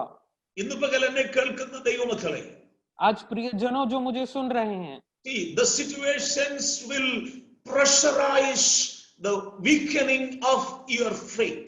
हालात हमें हमारे विश्वास को कमजोर करने के लिए दबाएंगे। Delay in your expectations can weaken your faith. हम जिसकी प्रतीक्षा कर रहे हैं उसके आने में अगर देरी होती है तो हमारा विश्वास कमजोर होता है। അബ്രഹാമിന്റെ ജീവിതത്തിലെ കാലതാമസങ്ങൾ അവന്റെ വിശ്വാസത്തെ ക്ഷീണിപ്പിച്ചില്ല. लेकिन अब्राहम के जीवन में जो देरियां हुई उसने उसके विश्वास को कमजोर नहीं करा। അവന്റെ ജീവിതത്തിൽ, അവന്റെ ഭാര്യയുടെ ജീവിതത്തിലൊക്കെ അവൻ തിരിച്ചറിഞ്ഞ ശാരീരിക ബലഹീനതകൾ അവന്റെ വിശ്വാസത്തിൽ അവനെ ക്ഷീണിപ്പിച്ചില്ല. उसके जीवन में, उसके शरीर में और उसकी पत्नी के शरीर में जो भी कमजोरियां आई वो उसके विश्वासी जीवन को कमजोर नहीं कर पाई। They became weak in their body, but they were strong in their faith. वो अपने शरीर में कमजोर हुए लेकिन वो अपने विश्वास में कभी कमजोर नहीं हुए। ഇന്ന് പകൽ പരിശുദ്ധാത്മാവിൽ ഞാൻ ദൈവമക്കളോട് പറയുകയാണ്, आज पवित्र आत्मा की अगुवाई से मैं आपसे बताना चाहता हूँ, your situations, your circumstances will force for the weakening of your faith nowadays. इन दिनों में आपके हालात और आपकी परिस्थितियां आपके विश्वास को कमजोर करने की कोशिश करेंगी। But I challenge you to be strong and strengthened in your faith, believing the promises of God. और मैं आपको ये बताना चाहता हूं कि परमेश्वर के वायदों पर कसकर पकड़ के अपने विश्वास में शक्ति प्राप्त करते रहो और दृढ़ बने रहो। അബ്രഹാമിനെ കുറിച്ച് പറയുന്നത് ദൈവത്തിന്റെ വാഗ്ദത്തത്തിങ്കൽ അവിശ്വാസത്താൽ സംശയിക്കാതെ വിശ്വാസത്തിൽ ശക്തിപ്പെട്ടു വാഗ്ദത്തം ചെയ്തവൻ നിവർത്തിപ്പാൻ ശക്തനെന്നുറച്ചു। और वहां पर लिखा है कि अब्राहम ने अपने परमेश्वर के वायदों को कसकर पकड़ा और उस विश्वास में कमजोर ना होकर उसी प्रभु पर आस रखकर दृढ़ बना रहा। ഇന്ന് പകലെന്നെ കേൾക്കുന്ന ദൈവത്തിന്റെ പൈതലേ, ദൈവത്തിന്റെ വാഗ്ദത്തത്തിങ്കലുള്ള ഉറപ്പിനാൽ ഇന്ന് പകൽ നിന്റെ വിശ്വാസത്തിൽ നീ ശക്തിപ്പെടുവാൻ ദൈവത്തിന്റെ പരിശുദ്ധാത്മാവ് നമ്മളോട് പറയുന്നു। प्रिय परमेश्वर के जनों, पवित्र आत्मा आज हमें ये कहती है कि परमेश्वर के वायदों पर कसकर पकड़ते हुए अपने विश्वास को दृढ़ बनाओ। ഇന്ന് പകൽ എന്റെ വചനങ്ങളെ, വാക്കുകളെ കേൾക്കുന്ന ദൈവമക്കളിൽ പലരും വിശ്വാസത്തിൽ ജീവിതത്തിലൊക്കെ ക്ഷീണിച്ചവരും തളർന്നവരുമാകാം। और हो सकता है कि जो आज मुझे सुन रहे हैं उनमें से कई विश्वासी अपने विश्वासी जीवन में थके हारे होंगे। നമ്മളെക്കാൾ ശക്തന്മാരുടെയൊക്കെ ജീവിതത്തിൽ ഇങ്ങനെ സംഭവിച്ചിട്ടുണ്ട്। और हमसे ज्यादा बलवंत लोगों के जीवन में ऐसा हुआ है। കർമ്മേലിന്റെ കൊടുമുടിയിൽ ചെറിയൊരു പ്രാർത്ഥനയാൽ ക്രമീകൃതമായ യാഗത്താൽ സ്വർഗത്തിൽ നിന്ന് തീയിറക്കി ഏലിയാവിന്റെ ജീവിതത്തിൽ താൻ ക്ഷീണിച്ചു മടുത്തിയ അനുഭവങ്ങൾ ഉണ്ടായിട്ടുണ്ട്। और करमेल के पर्वत पर एक छोटी सी प्रार्थना से अब उस बलि पर जिसने आग उतरवाया, ऐसे एक व्यक्ति के जीवन में भी विश्वास में कमजोरियां आई। മതി കർത്താവേ, എന്റെ പ്രാണനെ എടുത്തോണമേ എന്ന് ആ പ്രവാചകൻ ദൈവമാകെ പ്രാർത്ഥിച്ചു। और उस नबी ने इस प्रकार प्रार्थना किया कि बस प्रभु अब मुझसे और नहीं होगा। എന്തോ ഇന്ന് പകൽ ദൈവാത്മാവിന്റെ ഉള്ളത്തോട് വളരെ ശക്തമായിട്ട് ഇടപെടുന്നു। न जाने क्यों परमेश्वर की आत्मा मुझसे इस विषय में ज्यादा बात कर रही है। आज ജീവിതത്തിന്റെ സാഹചര്യവും സമ്മർദ്ദവും ഒക്കെ നിമിത്തം മതി കർത്താവേ എന്ന് വിചാരിക്കുന്ന ചില ജീവിതങ്ങൾ ഇന്ന് പകൽ എന്റെ വാക്കുകളെ കേൾക്കുന്നുണ്ട്। आज परमेश्वर की आत्मा मुझे बता रही है कि जीवन के हालातों की वजह से ऐसे कुछ विश्वासी हैं जो मुझे सुन रहे हैं, जो परमेश्वर से कह रहे हैं कि प्रभु बस ഇനി മുന്നോട്ട് പോകുവാൻ കഴിയില്ല കർത്താവേ എന്ന് ഈ ദിവസങ്ങളിൽ ഹൃദയത്തിൽ വിചാരപ്പെടുന്ന ചിലരെ ദൈവത്തിന്റെ പരിശുദ്ധാത്മാവ് ഇന്ന് പകൽ കാണുന്നു। परमेश्वर की आत्मा ऐसे कुछ जनों को देख रही है जो अपने जीवन के हालातों को देखकर परमेश्वर से रो रहे हैं कि प्रभु बस मुझसे और नहीं होगा। ഒറ്റ വാചകമായി എനിക്ക് നിങ്ങളോട് പറയാനുള്ളത്, God is not done or finished with you. पर एक ही वचन में मैं आपको ये कहना चाहता हूं कि परमेश्वर का कार्य आपके जीवन में खत्म नहीं हुआ है। ഏലിയാ വിചാരിച്ചത് എന്റെ ദൗത്യം തീർന്നു, എന്റെ സമയം തീർന്നു എന്നുള്ളതാണ്। एलिया ने इस प्रकार सोचा कि मेरा कार्य खत्म, मेरा समय खत्म हो गया। എന്നാൽ അന്ന് വരെയുള്ള അവന്റെ ജീവിതത്തിൽ നിന്ന് ശുശ്രൂഷയിൽ നിന്ന് വ്യത്യസ്തമായ ഒരു കാലഘട്ടത്തിലേക്ക് ദൈവം അവനെ കാലെടുത്ത് വെപ്പിക്കുന്ന സമയമായിരുന്നു അത്. लेकिन वो एक ऐसा समय था जो उसके जीवन में तब तक की उसकी जो सेवकाई थी उससे हटकर एक सेवकाई के लिए परमेश्वर उसे तैयार कर रहा था. Every crisis of our life is a milestone and turning point for God. और हमारे जीवन की हर परिस्थिति और क्लेश एक हमारे जीवन का एक माइलस्टोन है, एक अगला पड़ाव है. മാതാവേ, പിതാവേ, സഹോദര, സഹോദരി, നീ ഇന്ന് അഭിമുഖീകരിക്കുന്ന ഈ പ്രതിസന്ധി ഒരവസാനമല്ല, ഇതൊരു വഴിത്തിരിവാണെന്ന് ദൈവത്തിന്റെ പരിശുദ്ധാത്മാവ് പറയുന്നു. परमेश्वर की पवित्र आत्मा आपको ये कहना चाहती है कि हे भाई, हे बहन, आपके जीवन की जो परिस्थिति है, ये अभी जो आप गुजर रहे हो वो अंत नहीं है, बल्कि एक अगला मोड़ है. ഒരു ചിന്തകന്റെ ചിന്ത ഞാൻ പല സന്ദേശങ്ങളിൽ ഈ ദിവസങ്ങളിൽ പറയുവാനിടയായി തീർന്നു. और इन दिनों में एक ऐसे चिंतक की सोच को मैंने अपने प्रचारों में बताया है. Your present situation is not your final destination. Your present situation is not your final destination. നിങ്ങൾ ഇന്നായിരിക്കുന്ന അവസ്ഥ നിങ്ങളുടെ ജീവിതത്തിന്റെ അവസാനത്തെ ലക്ഷ്യസ്ഥാനമല്ല. The best is yet to come.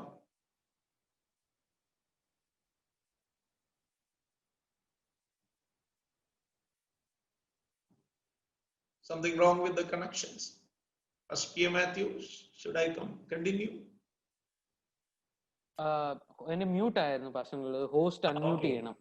Your present situation is not your final destination. आपके जो आज का हालात हैं वो आपका अंत नहीं है. The best is yet to come.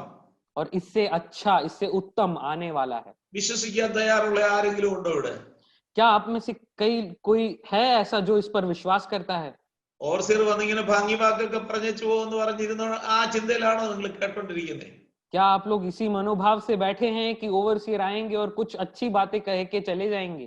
ഇത്രയും കാലം കൊണ്ട് നിങ്ങൾക്ക് എന്നെ മനസ്സിലായല്ലോ. ഒത്തിരി ഭംഗി വാക്കൊന്നും പറയുന്ന ആളല്ല ഞാൻ, ഒത്തിരി മുഖസ്തുതി ഒന്നും പറയുന്ന ആളല്ല ഞാൻ. मैं मानता हूं इतने दिनों में आप मुझे समझ गए होंगे कि बहुत सारे ऐसे मीठे शब्द इस्तेमाल करने वाला व्यक्ति नहीं हूं मैं. ദൈവമക്കളോട് ദൈവത്തിന്റെ പരിശുദ്ധാത്മാവിൽ ഞാൻ പറയുകയാണ്. प्रियजनों से परमेश्वर की पवित्र आत्मा की अगुवाई से मैं कहना चाहता हूं, സാഹചര്യത്തിന്റെ സമ്മർദ്ദം നമ്മളെ ക്ഷീണിപ്പിക്കാൻ സാധ്യതയുണ്ട്. हालात हमें कमजोर करने के बहुत सारे ऐसे मौके आएंगे. നിങ്ങളുടെ എല്ലാവരുടെയും മുഖമൊന്നും എനിക്ക് കാണത്തില്ല, പക്ഷെ ആത്മാവിൽ ഞാൻ ചിലരെ കണ്ടുകൊണ്ടാണ് സംസാരിക്കുന്നത്. आप में से अनेक लोगों के चेहरों को मैं देख नहीं पा रहा, लेकिन पवित्र आत्मा में आप में से अनेक लोगों को मैं देख रहा हूं. ദൂരച്ചെറിയുടെ തണലിൽ കിടന്ന ഏലിയാവിനെ തട്ടിയുണർത്തിയ ദൂതനെ പോലെ ഇന്ന് പകൽ വചനത്തിന്റെ ശക്തിയാൽ ചില മാതാക്കളെ, പിതാക്കളെ, സഹോദരങ്ങളെ ദൈവത്തിന്റെ പരിശുദ്ധാത്മാവ് തട്ടി എഴുന്നേൽപ്പിക്കുകയാണ്. എഴുന്നേൽക്ക്, നിനക്ക് ഈ ദൂരയാത്ര ചെയ്യാനുണ്ട്. और झाड़ के नीचे सोने वाले परमेश्वर के दास को जिस प्रकार परमेश्वर के दूत ने आकर थपथपाकर उठाया, उसी प्रकार आज कई माताओं को, पिताओं को, भाइयों और बहनों को वचन के अनुसार पवित्र आत्मा आपको आकर आज सोते हुए आपको थपथपा रही है और कह रही है कि आपको एक लंबी यात्रा करना है. The fourth responsibility of our faith is to strengthen it day by day, despite of all the difficulties and crises that we face. और आपके जीवन की चौथी जिम्मेदारी ये है कि अपने विश्वास को दिन प्रतिदिन दृढ़ करते रहना है, चाहे आपके हालात कितने भी मुश्किल क्यों ना हो, चाहे कितनी परिस्थितियां कमजोर क्यों ना कर दे. നമ്മുടെ ഉത്തരവാദിത്വം എന്ന് പറയുന്നത്, और हमारे विश्वास के प्रति हमारी पांचवी जिम्मेदारी वो ये है. യാക്കോബിന്റെ ലേഖനം 1-ാം അധ്യായം 2-ാം വാക്യത്തിൽ നാം ഇങ്ങനെ വായിക്കുന്നു. याकूब की पत्री उसका पहला अध्याय उसका दूसरा वचन, എന്റെ സഹോദരന്മാരെ, നിങ്ങൾ വിവിധ പരീക്ഷകളിൽ അകപ്പെടുമ്പോൾ നിങ്ങളുടെ വിശ്വാസത്തിന്റെ പരിശോധന സ്ഥിരത ഉളവാക്കുന്നു എന്നറിഞ്ഞ് അത് അശേഷം സന്തോഷമെന്നെണ്ണുവീൻ.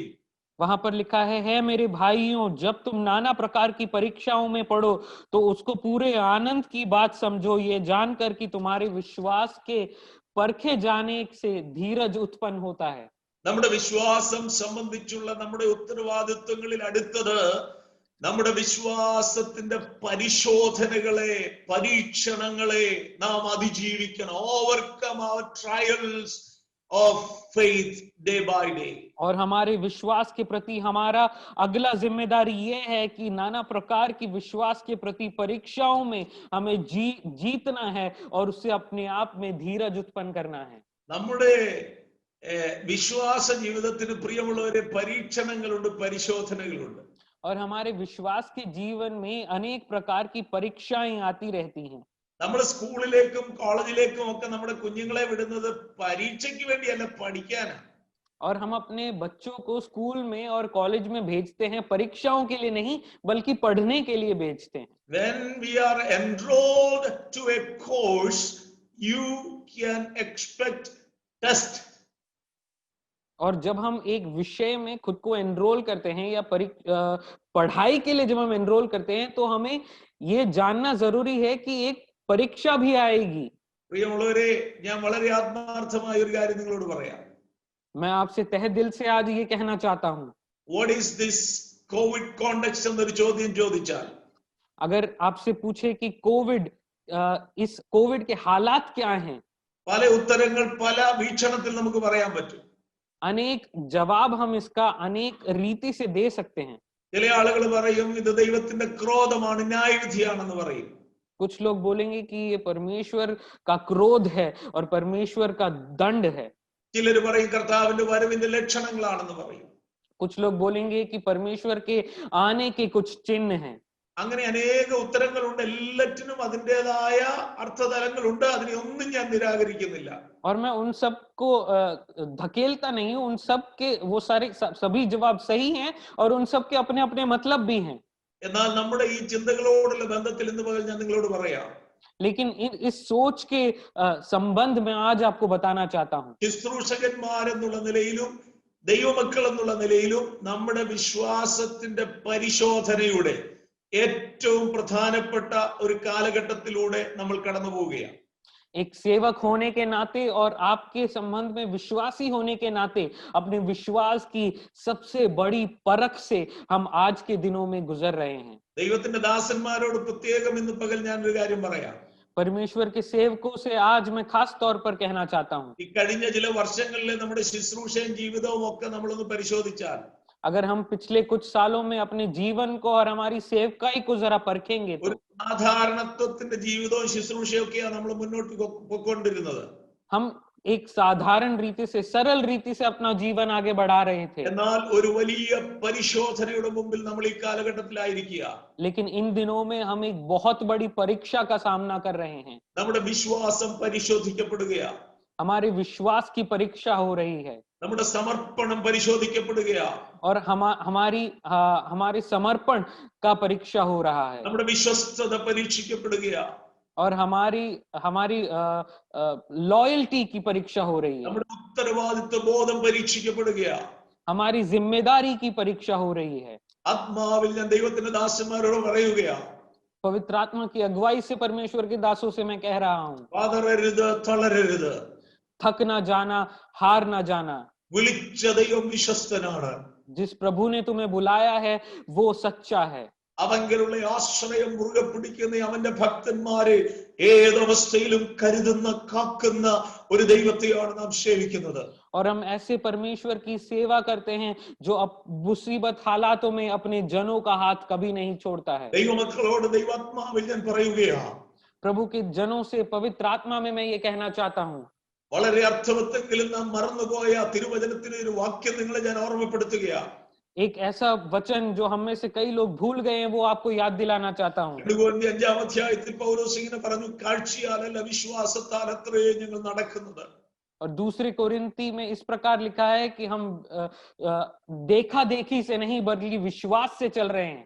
പൂർവ്വകാലങ്ങളിലുള്ള നമ്മുടെ ഞെരുക്കങ്ങളും ബുദ്ധിമുട്ടുകളും പ്രയാസങ്ങളും ഒക്കെ മാറി അല്പം വിശാലതയൊക്കെ വന്നപ്പോൾ പണ്ടത്തെ നമ്മുടെ പിതാക്കന്മാർ മാതാക്കളൊക്കെ നയിച്ചിരുന്ന കാഴ്ചയാലല്ല വിശ്വാസത്താൽ അത്രേ ഞങ്ങൾ നടക്കുന്നു എന്നുള്ള അവസ്ഥ മാറി വിശ്വാസത്താലല്ല കാഴ്ചയാൽ അത്രേ ഞങ്ങൾ നടക്കുന്നു എന്ന് പറയത്തക്ക നിലയിൽ നമ്മുടെ കാര്യങ്ങളായി തീർന്നിരുന്നു.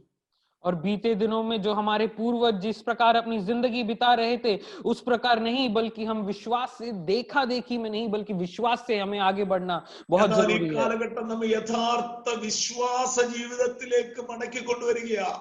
लेकिन इन दिनों परमेश्वर की आत्मा हमें एक सच्चे विश्वास की ओर लेकर आ रही है। ദൈവത്തിങ്കലുള്ള വിശ്വാസത്തിലും ആശ്രയത്തിലും അല്ലാതെ നമുക്കൊരു നിലനിൽപ്പില്ലെന്ന് ഈ കാലഘട്ടം നമ്മളെ ബുദ്ധി ഉപദേശിക്കുക. लेकिन परमेश्वर के वचन के अलावा एक और विश्वास, सरल विश्वास हमारे जीवन में और नहीं है, ये पवित्र आत्मा हमें याद दिला रही है।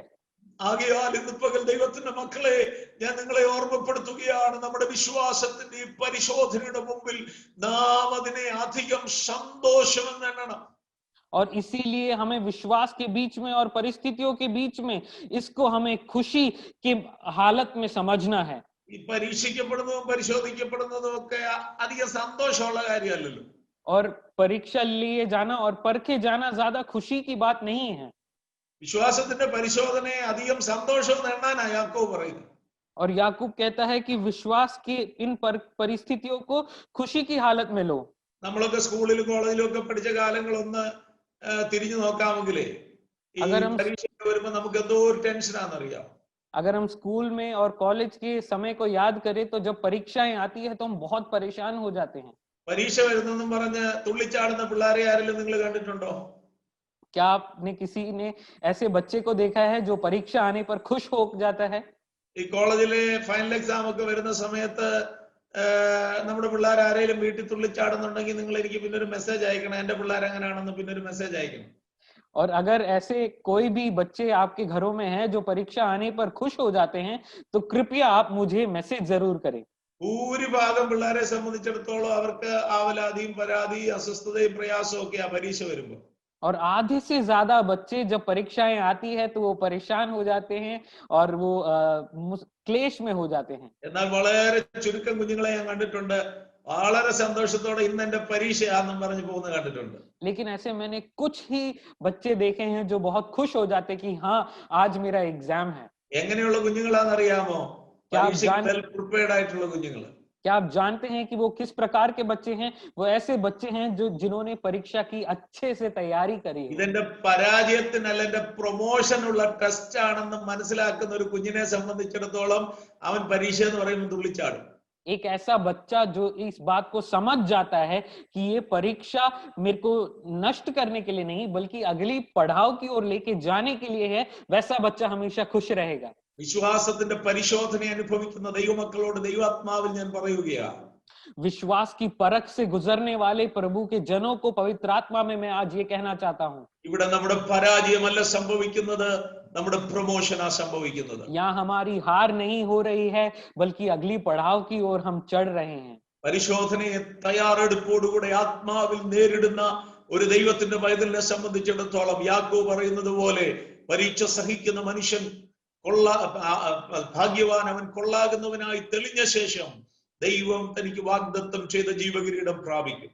और याकूब के वचन के हिसाब से अगर हम देखें तो अगर कोई भी जो परीक्षा को तैयारी के साथ झेलता है वैसा व्यक्ति धन्य है और वो परमेश्वर के मुकुट को प्राप्त करेगा। യാക്കോബ് 1:12 ആ പദപ്രയോഗം എന്ന് പകൽ നിങ്ങളുടെ ശ്രദ്ധയിൽ ഞാൻ കൊണ്ടുവരികയാണ്. और याकूब पहला वचन उसका 12वें पहला अध्याय उसके 12वें वचन के उस चीज को मैं आज आपको बताना चाहता हूँ। അവൻ കൊള്ളാകുന്നവനായി തെളിഞ്ഞ ശേഷം, और जब ये स्थिर हो जाए कि वो एक अच्छा मनुष्य है, നാം കൊള്ളാകുന്നവരായി ദൈവമുമ്പാകെ തെളിഞ്ഞ ശേഷം, और ये साबित होने के बाद कि हम परमेश्वर की उपस्थिति में अच्छे हैं।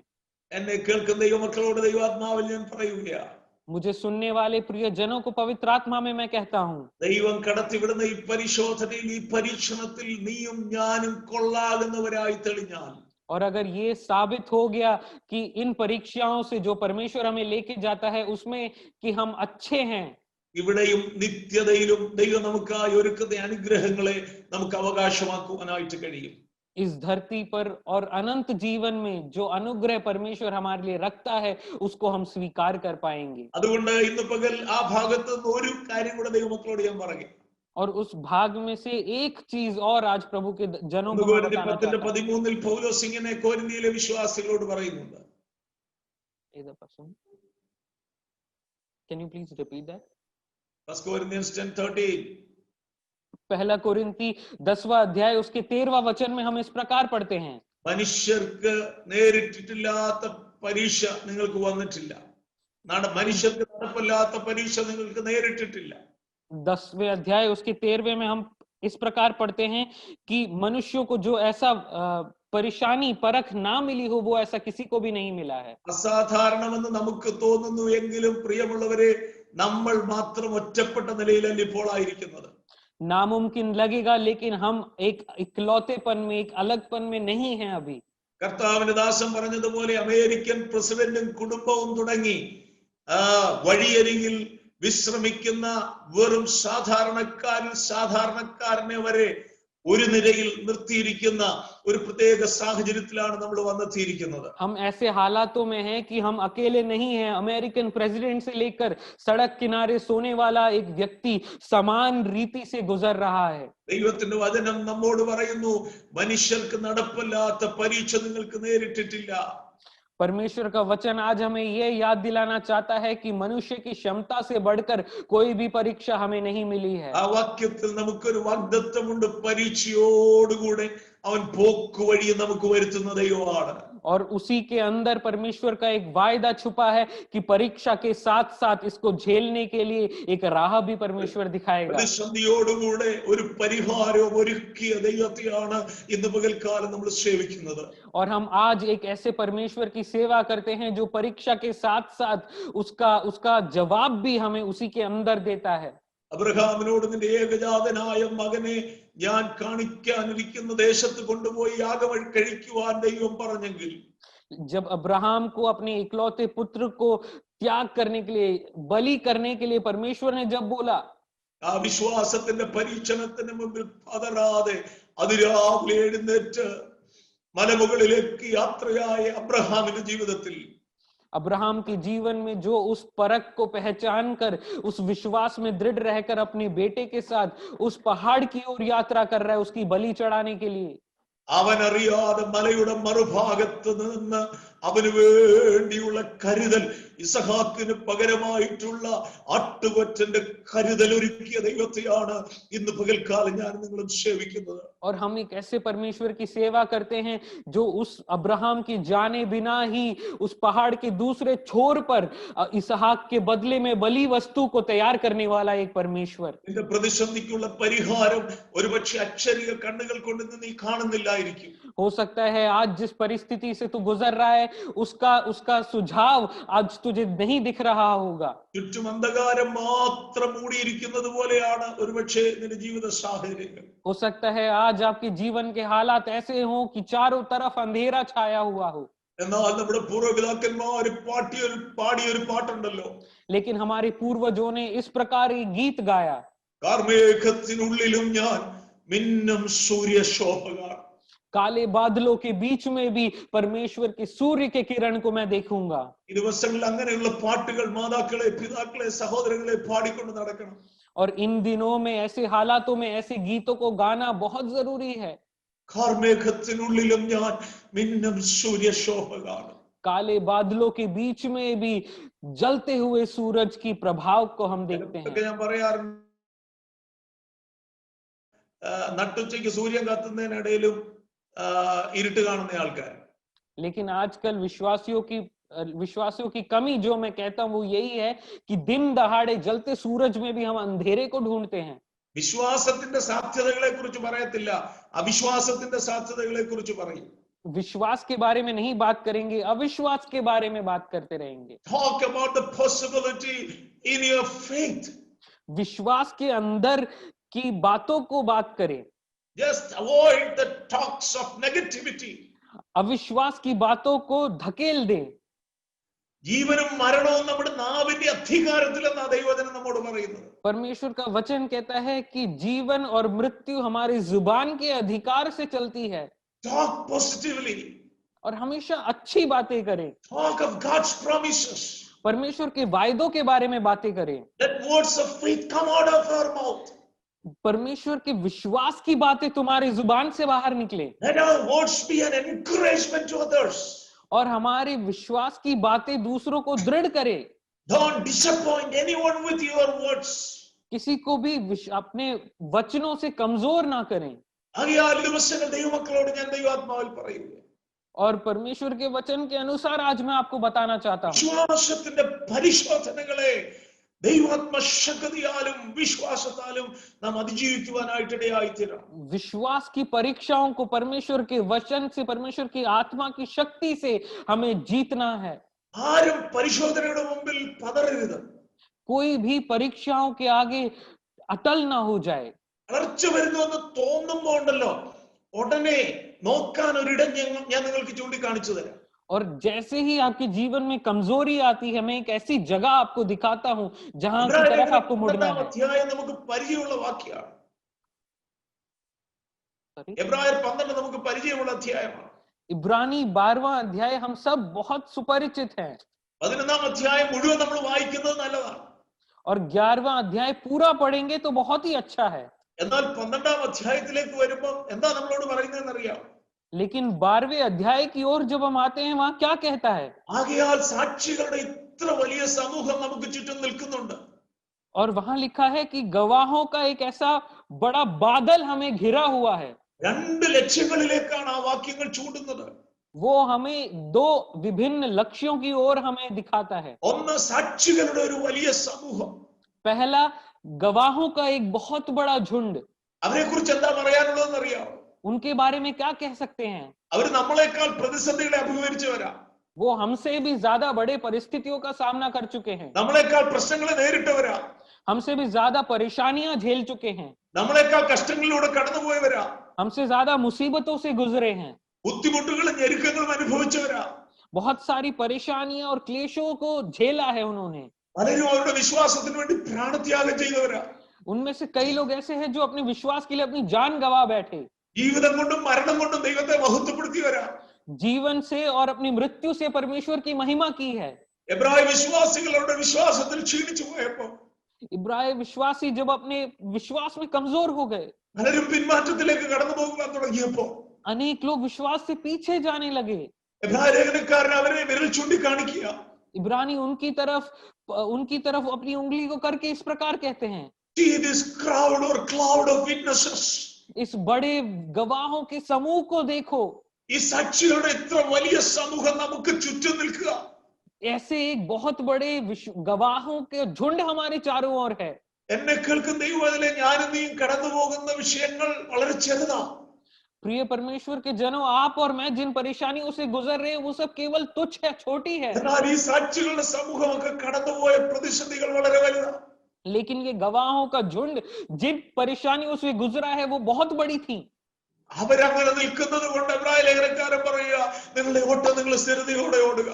और क्योंकि वो इस प्रकार खड़े हैं, इब्रानी का लेखक इस प्रकार कहता है, अपनी दौड़ को दृढ़ता से दौड़ो। യാലറയിൽ നിന്ന് കൈയടിക്കുന്നവർ ആരാണെന്ന് അറിയാവോ? ऑडियंस के बीच में से ताली बजाने वाले लोग कौन हैं? അവരെ കുറിച്ച് വിശേഷിപ്പിക്കുന്നത് വിശ്വാസ വീരന്മാരെന്നാണ്. उनके बारे में इस प्रकार लिखा है कि विश्वास वीर हैं वो। സഹോദര സഹോദരി, നീ വിശ്വാസത്തിന്റെ പോരാട്ടത്തിൽ പ്രതിസന്ധികളെ അതിജീവിക്കുവാനായിട്ട് പരിശ്രമിക്കുമ്പോൾ, ക്ഷീണിക്കുന്നുവെന്ന് തോന്നുമ്പോൾ, ആത്മാവിൽ കാണുക സാക്ഷികളുടെ ഒരു വലിയ സമൂഹം ജയാളികളായി നമുക്ക് ചുറ്റും നിന്നുകൊണ്ട് കരഘോഷത്തോടുകൂടെ നമ്മെ പ്രോത്സാഹിപ്പിക്കുന്നു. प्रिय भाई और बहनों, जब अपने विश्वास के दौड़ में जब तुम कमजोर होने लगे, तब ऐसे गवाहों की झुंड की ओर देखो, वो तुम्हारे लिए ताली बजा रहे होंगे और वो तुम्हें प्रोत्साहन दे रहे होंगे। രണ്ടാമത് ലേഖനക്കാരൻ നമ്മളെ വിരൽ ചൂണ്ടുന്ന മറ്റൊരു വിഷയമുണ്ട്. और दूसरा विषय जिसकी ओर हमारा ध्यान को इस लेखक के रचयिता लेके जाते हैं वो ये है, നിങ്ങളുടെ ഹൃദയത്തിൽ ക്ഷീണിച്ചു മടുക്കാതെ ഇരിപ്പാൻ പാപികളാൽ ഇങ്ങനെയുള്ള വിരോധം സഹിച്ചവനെ ധ്യാനിച്ചുകൊള്ളുവിൻ എന്നാ പറയുന്നത്.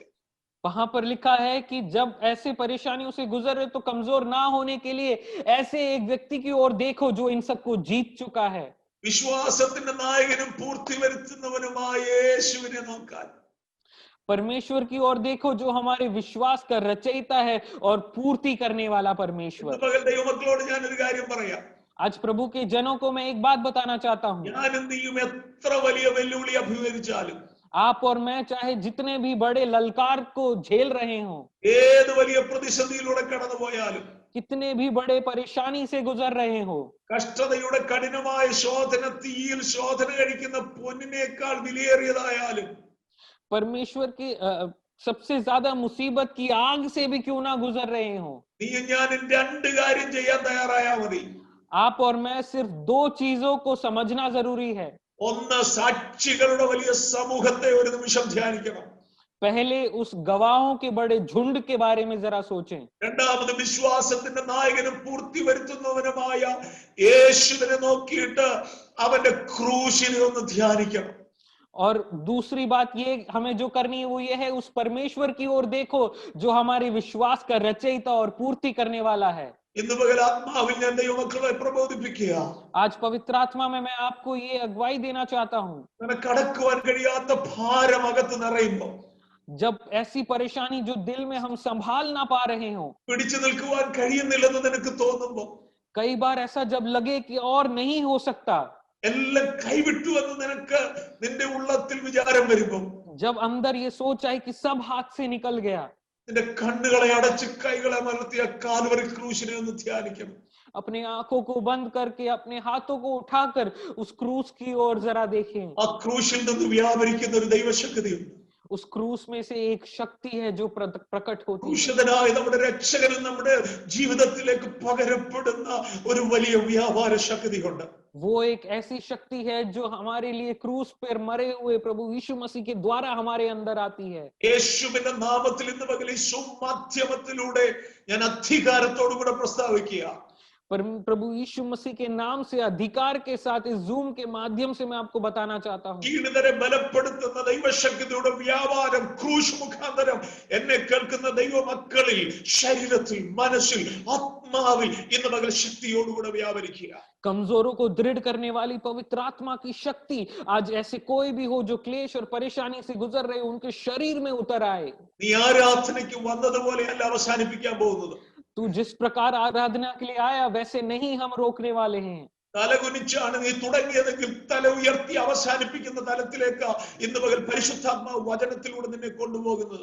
पवित्र आत्मा वचन के द्वारा तुम्हें ऐसी हालातों से लेके जाएगा कि सर झुके हुए अगर तुम आए हो तो सर उठाकर वापस जाओगे. ചുമട് ചുമക്കുന്ന ഭാരത്തോടു കൂടിയാണ് ഈ ആരാധന നീ ആരംഭിച്ചതെങ്കിൽ നീ ഭാരം വിട്ടൊഴിഞ്ഞ് എന്റെ കാലുകൾ കോട്ട വിട്ടൊഴിഞ്ഞു എന്നുള്ള വചനം പോലെ ഇന്ന് പകൽ ആത്മാവിനൊരു സ്വാതന്ത്ര്യം ദൈവത്തിന്റെ വചനം നിനക്ക് കൽപ്പിച്ചു നൽകുകയാണ്. अगर आज तू आराधना में इस बोझ के साथ आया है तो एक स्वतंत्रता परमेश्वर के वचन के अनुसार आज तुझे प्राप्त होगी. To overcome the trials of your faith, अपने विश्वास के परीक्षाओं को जीतने के लिए the cloud of witnesses and the cross of Christ are sufficient for us to sustain in every crisis of our life. अपने जीवन के हर परेशानी में गवाहों का एक बहुत बड़ा झुंड और परमेश्वर का क्रूस हमारे लिए काफी है विश्वास में जीतने के लिए.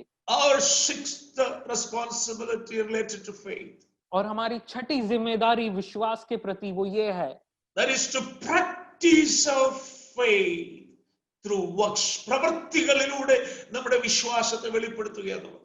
अपने कार्यों के द्वारा अपने विश्वास को प्रकट करना. യാക്കോബിന്റെ ലേഖനം 2-ാം അധ്യായം ഞാൻ ആ ഭാഗം വിശദീകരിക്കുന്നില്ല. और याकूब की लेखन दूसरा अध्याय मैं उसको ज्यादा गहराई से नहीं बताना चाहूंगा. Faith without works is dead.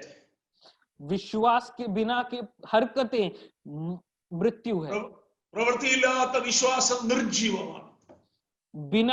बिना प्रवृत्ति के जो विश्वास है वो मरा हुआ है. നമുക്ക് വിശ്വാസം ഉണ്ടെങ്കിൽ നാം അത് പ്രവൃത്തികളിലൂടെ വെളിപ്പെടുത്തിയേ മതിയാകൂ. और अगर हमारे जीवन में विश्वास है तो वो हमारी हरकतों में जरूर दिखेगा. മഹാത്മാഗാന്ധി ഒരിക്കൽ ഇപ്രകാരം പറഞ്ഞു, महात्मा गांधी ने एक बार इस प्रकार कहा, an ounce of practice is better than tons of preaching. एक छोटा सा प्रवृत्ति, एक छोटा सा कार्य बहुत सारे प्रचार से ज्यादा अच्छी है. ദൈവമക്കളെ, ഒരു കൊട്ട പ്രസംഗത്തെക്കാളും ഒരൽപ്പം ജീവിതത്തിന്റെ മാതൃകയാണ് വിശ്വാസത്തിന് ഏറ്റവും വലിയ സാക്ഷ്യമായിട്ട് മാറുന്നത്. प्रियजनों, विश्वास की सबसे बड़ी गवाही यही है कि आप भारी भरकम प्रचार ना करें तो भी केवल छोटा सा अगर विश्वास को अगर आप हरकतों में ला रहे हैं तो वो Let उत्तम our है। faith be revealed to others through our life and works. अपने विश्वास को दूसरों में प्रकट करना अपनी हरकतों के द्वारा हम ये कर पाएं। ദൈവമക്കളോട് ഞാൻ പറയാം, ഈ കോവിഡ് പ്രതിസന്ധിയുടെ കാലഘട്ടം ഉണ്ടല്ലോ, मैं परमेश्वर के जनों से ये कहना चाहता हूं कि इस कोविड के हालातों में the best opportunity to witness. सबसे अच्छा मौका है गवाह बनने का। നമുക്ക് പ്രസംഗിക്കാനൊന്നും പൊതുസ്ഥലത്ത് അവസരങ്ങളില്ല. हो सकता है कि हम प्रचार करने का हमें मौका ना मिले, എന്നാൽ നമ്മോട് സമീപിക്കുന്ന, സഹകരിക്കുന്ന, സംസാരിക്കുന്ന ഓരോ വ്യക്തിയിലേക്കും നമ്മിൽ വ്യാപരിക്കുന്ന വിശ്വാസത്തിന്റെ അളവ് പകർന്നു കൊടുക്കുവാനുള്ള ഒരു അവസരമാണ് നമ്മൾ എല്ലാവരും ഉപയോഗിക്കും. लेकिन आज हमारे साथ व्यवहार करते हैं, जो हमारे से मिलते हैं, जो हमारे से बात करते हैं, उनसे अपने विश्वास को प्रदान करने का, बांटने का एक बहुत अच्छा मौका है। നമ്മുടെ പ്രായോഗിക ജീവിതം നമ്മുടെ വിശ്വാസം വെളിപ്പെടുത്തുന്ന അനുഭവമായി തീരട്ടെ. हमारे निजी जीवन अपने विश्वास को प्रकट करने लायक हरकतों को करने लगे। ഞാൻ പറയുവാൻ ആഗ്രഹിക്കുന്ന നമ്മുടെ വിശ്വാസം സംബന്ധിച്ചുള്ള അവസാനത്തെ കാര്യം, ഏഴാമത്തെ കാര്യം കൂടെ പറഞ്ഞ് ഞാൻ കൺക്ലൂഡ് ചെയ്യുകയാണ്. मैं आखिरी चीज अपने विश्वास के प्रति 7वां चीज बताकर अपने प्रचार को अंत करना चाहूंगा। വളരെ സംക്ഷിപ്തമായി 6 കാര്യങ്ങൾ ഞാൻ നിങ്ങളോട് പറഞ്ഞു നമ്മുടെ ഉത്തരവാദിത്തങ്ങൾ വിശ്വാസം സംബന്ധിച്ച്. बहुत ही कठोर रूप से मैंने आपको ये 6 बातें अपने विश्वास के प्रति बताई, എന്നാൽ ഏറ്റവും പ്രധാനപ്പെട്ട ഉത്തരവാദിത്വം എന്താണെന്നറിയാമോ? लेकिन सबसे ज्यादा महत्वपूर्ण जिम्मेदारी वो ये है। 1 പത്രോസിന്റെ ലേഖനം 1-ാം അധ്യായത്തിന്റെ 8-9 വാക്യങ്ങൾ നാം വായിക്കുമ്പോൾ, पहला पत्रस की पत्री उसका पहला अध्याय उसका 8 और 9 जब हम पढ़ेंगे, ഞാൻ ആ വാക്യം നിങ്ങൾക്ക് വേണ്ടി വായിക്കുകയാണ്. मैं वो वचन आपके लिए पढ़ना चाहता हूँ। അവനെ നിങ്ങൾ കണ്ടിട്ടില്ലെങ്കിലും സ്നേഹിക്കുന്നു, ഇപ്പോൾ കാണാതെ വിശ്വസിച്ചുകൊണ്ട് നിങ്ങളുടെ വിശ്വാസത്തിന്റെ അന്തമായ ആത്മരക്ഷ പ്രാപിക്കുകയും പറഞ്ഞു തീരാത്തതും മഹിമയുള്ളതുമായ സന്തോഷത്തോടെ ആനന്ദിക്കുകയും ചെയ്യുന്നു. उससे तुम बिना देखे प्रेम रखते हो और अब तो उस पर बिना देखी भी विश्वास करके ऐसे आनंदित और मगन होते हो जो वर्णन से बाहर और महिमा से भरा हुआ है, और अपने विश्वास का प्रतिफल अर्थात आत्माओं का उद्धार प्राप्त करते हो। പ്രിയമുള്ളവരെ, നമ്മുടെ വിശ്വാസത്തിന്റെ അന്തമായ രക്ഷ പ്രാപിക്കുകയും എന്നുള്ള പദപ്രയോഗം നിങ്ങൾ ശ്രദ്ധിക്കുക. और वहां पर इस प्रकार लिखा है कि बिना देखे भी विश्वास करके। പ്രിയമുള്ളവരെ, നമ്മളൊക്കെ രക്ഷിക്കപ്പെട്ടവരാണ്, അത് സത്യമാണ്. ये बात सच है कि हम सब उद्धार पाए हुए लोग हैं। ഓരോ ദിവസവും വക്രതയുള്ള ഈ തലമുറയുടെ നടുവിൽ നിന്ന് നാം രക്ഷിക്കപ്പെട്ടുകൊണ്ടിരിക്കുകയാണ്. और इस बुराई होने वाली इस पीढ़ी के बीच में भी हम रोज दिन प्रतिदिन उद्धार पा रहे हैं। എന്നാൽ നാം പ്രതീക്ഷിക്കുന്ന നമ്മുടെ രക്ഷയുടെ അനുഭവത്തിന്റെ ഒരു പൂർത്തീകരണത്തിന്റെ മേഖലയുണ്ട്. लेकिन एक हम अपने उद्धार का जो हम अवस्था देखते हैं उसका एक अंत है। വേദശാസ്ത്ര ഭാഷയിൽ പറഞ്ഞാൽ വിശ്വാസത്താൽ നാം നീതീകരിക്കപ്പെടുവാനായിട്ടിടയായി തീർന്നു. और परमेश्वर के वचन के अनुसार अगर हम देखें तो विश्वास के प्रति हम एक पूर्ति को प्राप्त करते हैं। നീതീകരണം നമ്മൾ പ്രാപിച്ചു. We are justified by faith. हम एक उद्धार हमने प्राप्त किया है। धर्मी बन गया, हम विश्वास से धर्मी बन गए। Now by faith, in our faith living, we are sanctified day by day. और हम विश्वास के जीवन में हम दिन प्रतिदिन शुद्ध किए जा रहे हैं। And ultimately we are waiting for our glorification. और अंत में हम उस महिमा का इंतजार कर रहे हैं। നീതീകരിക്കപ്പെട്ട വിശുദ്ധീകരണം പ്രാപിച്ചുകൊണ്ടിരിക്കുന്ന നാം ഓരോരുത്തരും പ്രതീക്ഷിക്കുന്ന തേജസ്കരണത്തിന്റെ തലമുണ്ട്. അതാണ് നമ്മുടെ വിശ്വാസത്തിന്റെ അന്തമായ ആത്മരക്ഷ എന്ന് പറയുന്നത്. और धर्मी बने हुए विश्वास में जो हम आगे जी रहे हैं, उस विश्वास का अंत जो है वो यही है कि हम महिमा प्राप्त करेंगे। അതുകൊണ്ടാണ് ഒരു പാട്ടുകാരൻ പാടിയിട്ടുള്ളത്, വിശ്വാസത്തിന് അന്തമായ രക്ഷ പ്രാപിപ്പാൻ ആത്മശക്തി തന്നിൽ നിന്നെ കാത്തുകൊള്ളുക. और इसीलिए एक संगीतकार कहता है कि विश्वास में धर्मी होने के लिए अपनी आत्मा में अंत तक पहुंच जाओ। വിശ്വാസ ജീവിതത്തിൽ ഇറങ്ങി തിരിച്ച ദൈവത്തിന്റെ പൈതലേ, विश्वास के जीवन में निकले हुए परमेश्वर के दासों, നീ ഒരു ലക്ഷ്യത്തെ മുന്നിൽ കണ്ടുകൊണ്ടാണ് യാത്ര ചെയ്യുന്നത്. आप एक लक्ष्य की ओर यात्रा कर रहे हैं. പൗലോസ് ഇപ്രകാരം പറയുന്നുണ്ട്, पौलुस इस प्रकार कहता है, തന്റെ ഓട്ടത്തെ കുറിച്ച് ഞാൻ ലക്ഷ്യമില്ലാത്ത വണ്ണമല്ല ഓടുന്നത്. अपने दौड़ के बारे में इस प्रकार कहता है कि मैं बिना लक्ष्य के नहीं दौड़ रहा हूं. ആകാശത്തെ കുത്തുന്നത് പോലെ അല്ല ഞാൻ മുഷ്ടിയുദ്ധം ചെയ്യുന്നത്. मैं युद्ध इस प्रकार नहीं कर रहा कि हवा में तलवार चला रहा हूं. തനിക്ക് ഉത്തമമായ ഒരു ലക്ഷ്യബോധം ഉണ്ടായിരുന്നു. उसके जीवन में एक दृढ़ लक्ष्य था. ഇന്ന് പകൽ എന്നെ കേൾക്കുന്ന ദൈവമക്കളോട് ഞാൻ ഒരു കാര്യം പറയാം. और प्रिय जनों जो मुझसे सुन रहे हैं, मैं आपसे ये നമ്മൾ कहना चाहता ലക്ഷ്യം हूं, മുന്നിൽ കണ്ടുകൊണ്ട് ഇറങ്ങി തിരിച്ചവരാ. हम एक ऐसे लक्ष्य की ओर देखकर निकले हुए लोग हैं. നിത്യതയാണ് നമ്മുടെ ലക്ഷ്യം എന്ന് പറയുന്നത്. अनंत जीवन हमारा लक्ष्य है. തേജസ്കരണമാണ് നമ്മുടെ ലക്ഷ്യം എന്ന് പറയുന്നത്. महिमा हमारा लक्ष्य है. ക്രിസ്തുവിന് അനുരൂപരായി രൂപാന്തരപ്പെടുക എന്നുള്ളതാണ് നമ്മുടെ ലക്ഷ്യം. प्रभु यीशु मसीह के समान रूपांतर प्राप्त करने ही हमारा लक्ष्य है. ദൈവം നമുക്കായി ഒരുക്കുന്ന നിത്യ രാജ്യമാണ് നമ്മുടെ ലക്ഷ്യം. परमेश्वर का राज्य जो वो हमारे लिए तैयार कर रहा है, वही हमारा लक्ष्य है. കർത്താവ് നമുക്കായി ഒരുക്കുന്ന നിത്യ ഭവനമാണ് നമ്മുടെ ലക്ഷ്യം. एक अनंत घर जो परमेश्वर हमारे लिए तैयार कर रहा है, वही हमारा लक्ष्य है. ദൈവം നമുക്കായി ഒരുക്കുന്ന ഒരു നഗരമുണ്ട്, ആ നഗരമാണ് നമ്മുടെ ലക്ഷ്യം. और परमेश्वर हमारे लिए एक शहर तैयार कर रहा है, वही हमारा लक्ष्य है. എബ്രായ വിശ്വാസികൾ ഇതേ ലക്ഷ്യത്തിൽ ഇറങ്ങി തിരിച്ചു. इब्रानी विश्वासी इसी लक्ष्य की ओर निकल पड़े. കുറച്ചു കഴിഞ്ഞപ്പോൾ ഒരു ഭാഗത്ത് അവർക്ക് പീഡനങ്ങൾ ഉണ്ടായി. थोड़े समय बाद एक तरफ से पीड़ाएं आने लगी. മറുഭാഗത്ത് വചനം സംബന്ധിച്ച സംശയങ്ങൾ അവർക്കുണ്ടായി.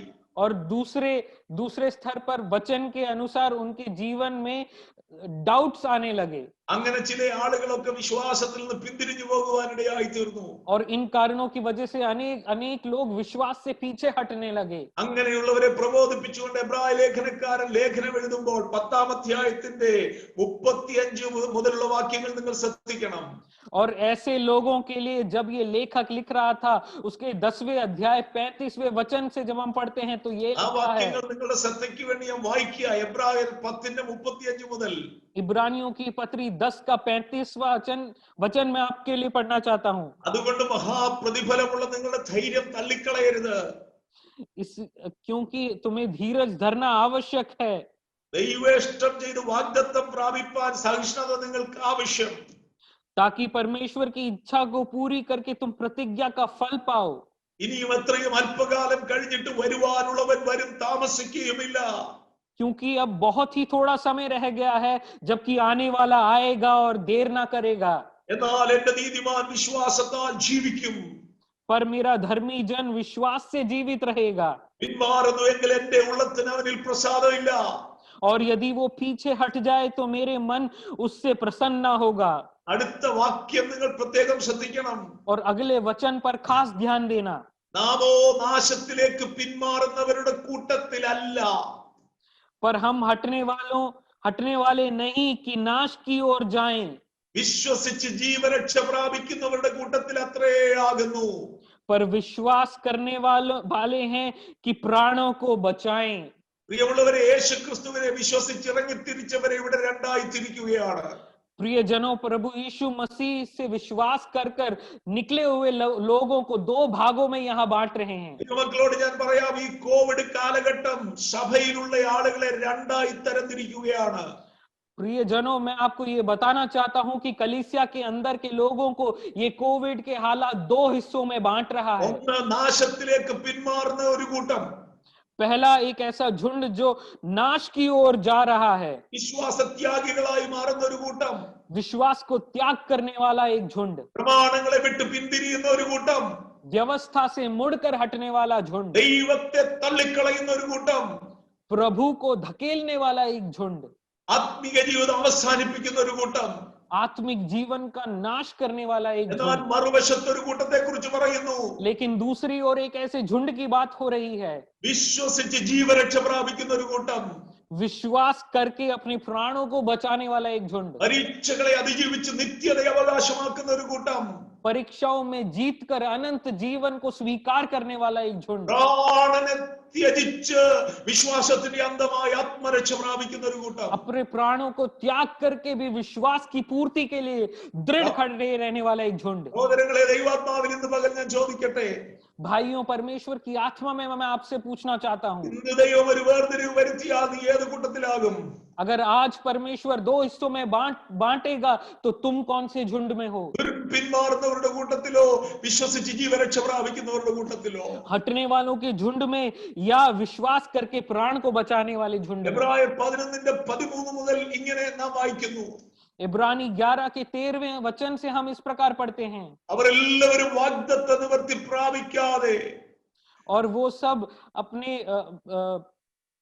വാഗ്ദത്ത നിവർത്തി പ്രാപിക്കുക. 11:13 onwards, just look the scripture. ഞാൻ ആ വാക്യം പറഞ്ഞുവിടാം, മോനെ വാക്യം നോക്കിക്കോ.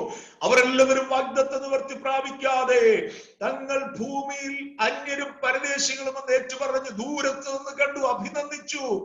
എന്നിട്ട് അവരെ പറയുന്നത് അവർ വിശ്വാസത്തിൽ മരിച്ചു. और यहाँ पर लिखा है, इब्रानियों की पत्री 11 के 13 में इस प्रकार लिखा है, ये सब विश्वास ही की देश में मरे और उन्होंने प्रतिज्ञा की हुई वस्तुएं नहीं पाई, पर उन्होंने दूर से देखकर आनंदित हुए। मैं दोबारा वो वचन पढ़ना चाहता हूँ। അവരെല്ലാവരും വാഗ്ദത്ത നിവർത്തി പ്രാപിക്കാതെ ദൂരത്ത് നിന്ന് കണ്ടു അഭിവന്ദിച്ചു, തങ്ങൾ ഭൂമിയിൽ അന്യരും പരദേശികളും എന്ന് ഏറ്റുപറഞ്ഞു, എന്നിട്ട് വിശ്വാസത്തിൽ അവർ മരിച്ചു. और यहाँ पर लिखा है, पर वे दूर से देखकर आनंदित हुए और मान लिया कि हम पृथ्वी पर परदेशी और बाहरी हैं, वो सब विश्वास के देश में ही मरे। They had a very good beginning of their faith. और उनके युद्ध की एक बहुत अच्छी शुरुआत उन्होंने करी। They had a successful course of their faith. और वो एक जीत उन्होंने अपने विश्वास के दृढ़ में पाया। And the culmination or the end of their course was so victorious. और उनका जो अंत था वो बहुत ही महत्वपूर्ण और उत्तम था। അവരുടെ വാഗ്ദത്തം അവരുടെ അക്ഷരിക കണ്ണുകൊണ്ട് അവരുടെ ജീവകാലത്ത് അവർ അനുഭവിച്ചില്ല. वो अपने उस वायदे को अपने धरती के जीवन में देख ना सके, പക്ഷേ അവർ വിശ്വാസത്താൽ മുന്നിൽ കണ്ട് അതിനെ അഭിവർദ്ധിച്ചു എന്നാണ് നമ്മൾ വായിക്കുന്നത്. लेकिन वचन कहता है कि उन्होंने विश्वास में उसको देखकर वो आनंदित हुए। എന്നിട്ട് നമ്മൾ വായിക്കുന്ന ഏറ്റവും അനുഗ്രഹിക്കപ്പെട്ട വചനം, അവർ വിശ്വാസത്തിൽ മരിച്ചു. और सबसे अनुग्रहित वचन हम पढ़ते हैं कि वो എന്നിട്ട് विश्वास അടുത്ത ही की देश में मरे। ഇങ്ങനെ പറയുന്നവർ ഒരു പിതൃദേശം അന്വേഷിക്കുന്നു എന്ന് കാണിക്കുന്നു. और अगले वचन में लिखा है, जो ऐसी बातें कहते हैं वो प्रकट करते हैं कि स्वदेश की खोज में है। അവരെ കുറിച്ച് പറയുന്ന അവരോ അധികം നല്ലതിനെ സ്വർഗീയമായതിനെ തന്നെ കാംക്ഷിച്ചിരുന്നു. और वहां पर उनके बारे में लिखा है कि वो सबसे उत्तम स्वर्गीय बातों की ओर देखते रहे। അതുകൊണ്ട് ദൈവം അവരുടെ ദൈവം എന്ന് വിളിക്കപ്പെടുവാൻ ലജ്ജിക്കത്തില്ല. और इसीलिए परमेश्वर वो उनका परमेश्वर बन गया। എന്നിട്ട് പറയുന്ന അവനവർക്കായി ഒരു നഗരം ഒരുക്കിയിരിക്കുന്നല്ലോ. और उसके बाद कहते हैं कि वो अब उनके लिए एक शहर तैयार कर रहा है। ഇന്ന് പകലനെ കേൾക്കുന്ന ദൈവത്തിന്റെ മക്കളെ, प्रियजनों जो आज मुझे सुन रहे हैं, വിശ്വാസത്തിന്റെ ഒരു നല്ല തുടക്കം ദൈവം നമുക്ക് തന്നു. प्रभु ने हमें विश्वास की एक बहुत अच्छी शुरुआत दी है। ഈ തുടർച്ചയിൽ നാം പ്രതിസന്ധികളെ പലതിനെ അഭിമുഖീകരിക്കുന്നു. और इन दिनों में हम अनेक मुसीबतों से गुजर रहे हैं, എന്നാൽ പതറിപ്പോകരുത്, തളർന്നു പോകരുത്. लेकिन अटल मत होना, कमजोर ना पड़ जाना, ക്ഷീണിച്ചു പോകരുത്, നിരാശപ്പെട്ടു പോകരുത്. थक मत जाना और निराशा में मत होना। വിട്ടുകളയാതെ വിശ്വാസത്തെ മുറുകെ പിടിക്കണം. अपने विश्वास को कसकर पकड़ना जरूरी है। വിശ്വാസത്തിന്റെ നല്ല പോരാട്ടം കഴിക്കണം. विश्वास के एक अच्छे युद्ध को लड़ना है। വിശ്വാസത്തിൽ നിലനിൽക്കുന്നുവെന്ന് ഉറപ്പുവരുത്തണം. विश्वास में निरंतर खड़े रहना है। പരിശോധനകളെ ആത്മാവിനാൽ അതിജീവിക്കണം. और परीक्षाओं का आत्मिक रीति से सामना करना है। അത്യധികമായി നമ്മുടെ വിശ്വാസത്തിന്റെ അന്തമായ ആത്മരക്ഷ പ്രാപിക്കണം. और सबसे अंत में अपने विश्वास की रक्षा को, उद्धार को प्राप्त करना है। വരാറായി ദൈവമക്കളെ, हमारा प्रभु आने वाला है, കാഹളം കേൾക്കാറായി, तराही बजने वाली है, മൺമറഞ്ഞു പോയ വിശുദ്ധന്മാർ ഉയർക്കാറായി, मरे हुए विश्व संत उठने वाले हैं, ജീവനോടെ ശേഷിക്കുന്ന നാം രൂപാന്തരപ്പെടാറായി. और जो हम जीवित है वो रूपांतर प्राप्त करने वाले हैं। ഒരു ചിന്തകന്റെ ചിന്ത നിങ്ങൾ വായിച്ചിട്ടുണ്ടായിരിക്കും, ഇങ്ങനെയാണെന്ന് പറയുന്നത്. हो सकता है आपने ये एक चीज जो मैं बताने वाला वो पढ़ा हो। Faith makes a Christian. विश्वास एक ईसाई को बनाता है। Life proves a Christian. जीवन साबित करता है एक ईसाई को। Trials confirms a Christian. परीक्षाएं एक विश्वासी को दृढ़ बनाता है and death crowns a Christian. और मृत्यु मुकुट देता है एक ईसाई को। വിശ്വാസം നമ്മെ ഒരു ദൈവവൈതലാക്കി മാറ്റി.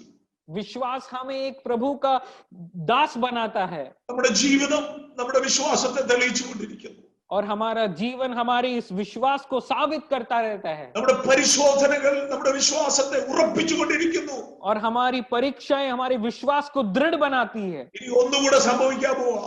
और एक और चीज होने वाला है, മരിച്ചു മൺമറഞ്ഞു പോകുന്നുവെങ്കിൽ നമ്മുടെ പുനരുത്ഥാനം സംഭവിക്കും. और अगर हम मृत्यु प्राप्त कर रहे हैं तो हमारा एक दोबारा जी उठना आने वाला है। കാഹളത്തിന്റെ ധ്വനിയെങ്കിൽ നാം ജീവിച്ചിരിക്കുന്നുവെങ്കിൽ നാം രൂപാന്തരപ്പെടും. अगर तुर ही बजेगी तो हम एक रूपांतर प्राप्त करेंगे। അതിലൂടെ സംഭവിക്കുവാൻ പോകുന്നത് നാം കിരീടധാരികളായിട്ട് മാറും. उसके द्वारा यही होगा कि हम सब मुकुटधारी बन जाएंगे। എത്ര മഹത്തായ വാഗ്ദത്തമാണ് എനിക്ക് നിങ്ങൾക്ക് ഉള്ളത്. कितने ही ज्यादा उत्तम वायदे हैं आपके लिए और मेरे लिए। എത്ര മഹത്തായ വാഗ്ദത്തമാണ് നമുക്കുള്ളത്. कितना ज्यादा उत्तम वायदा है। ആ വാഗ്ദത്തങ്ങളെ നമുക്ക് മുറുകെ പിടിക്കാം. उन वायदों को कसकर पकड़ें। വിശ്വാസത്തിൽ നമുക്ക് സ്ഥിരതയുള്ളവരാകാം. विश्वास में दृढ़ बने रहें। ഉത്തരവാദിത്തങ്ങളെ നമുക്ക് നിറവേറ്റാം. जिम्मेदारियों को पूरा करें। പൂർവ്വപിതാക്കളെ പോലെ നമുക്ക് നമ്മുടെ ലക്ഷ്യസ്ഥാനത്തെ ആത്മാവിൽ മുന്നിൽ കാണാം. और अपने पूर्वजों की तरह अपने लक्ष्य को अपने सामने देखें। ദൈവം ശില്പിയായി നിർമ്മിച്ച അടിസ്ഥാനമുള്ള നഗരത്തിനായി നമുക്ക് കാത്തിരിക്കാം. और परमेश्वर जो शिल्पी है जिस शहर का, उस नगरी के लिए हम इंतजार करें। ഈ വചനങ്ങളാൽ സർവശക്തനായ ദൈവം നമ്മെ എല്ലാവരെയും ആശീർവദിക്കുമാറാകട്ടെ. इन वचनों के साथ प्रभु यीशु मसीह हम सबको आशीष दे। Praise the Lord. Hallelujah.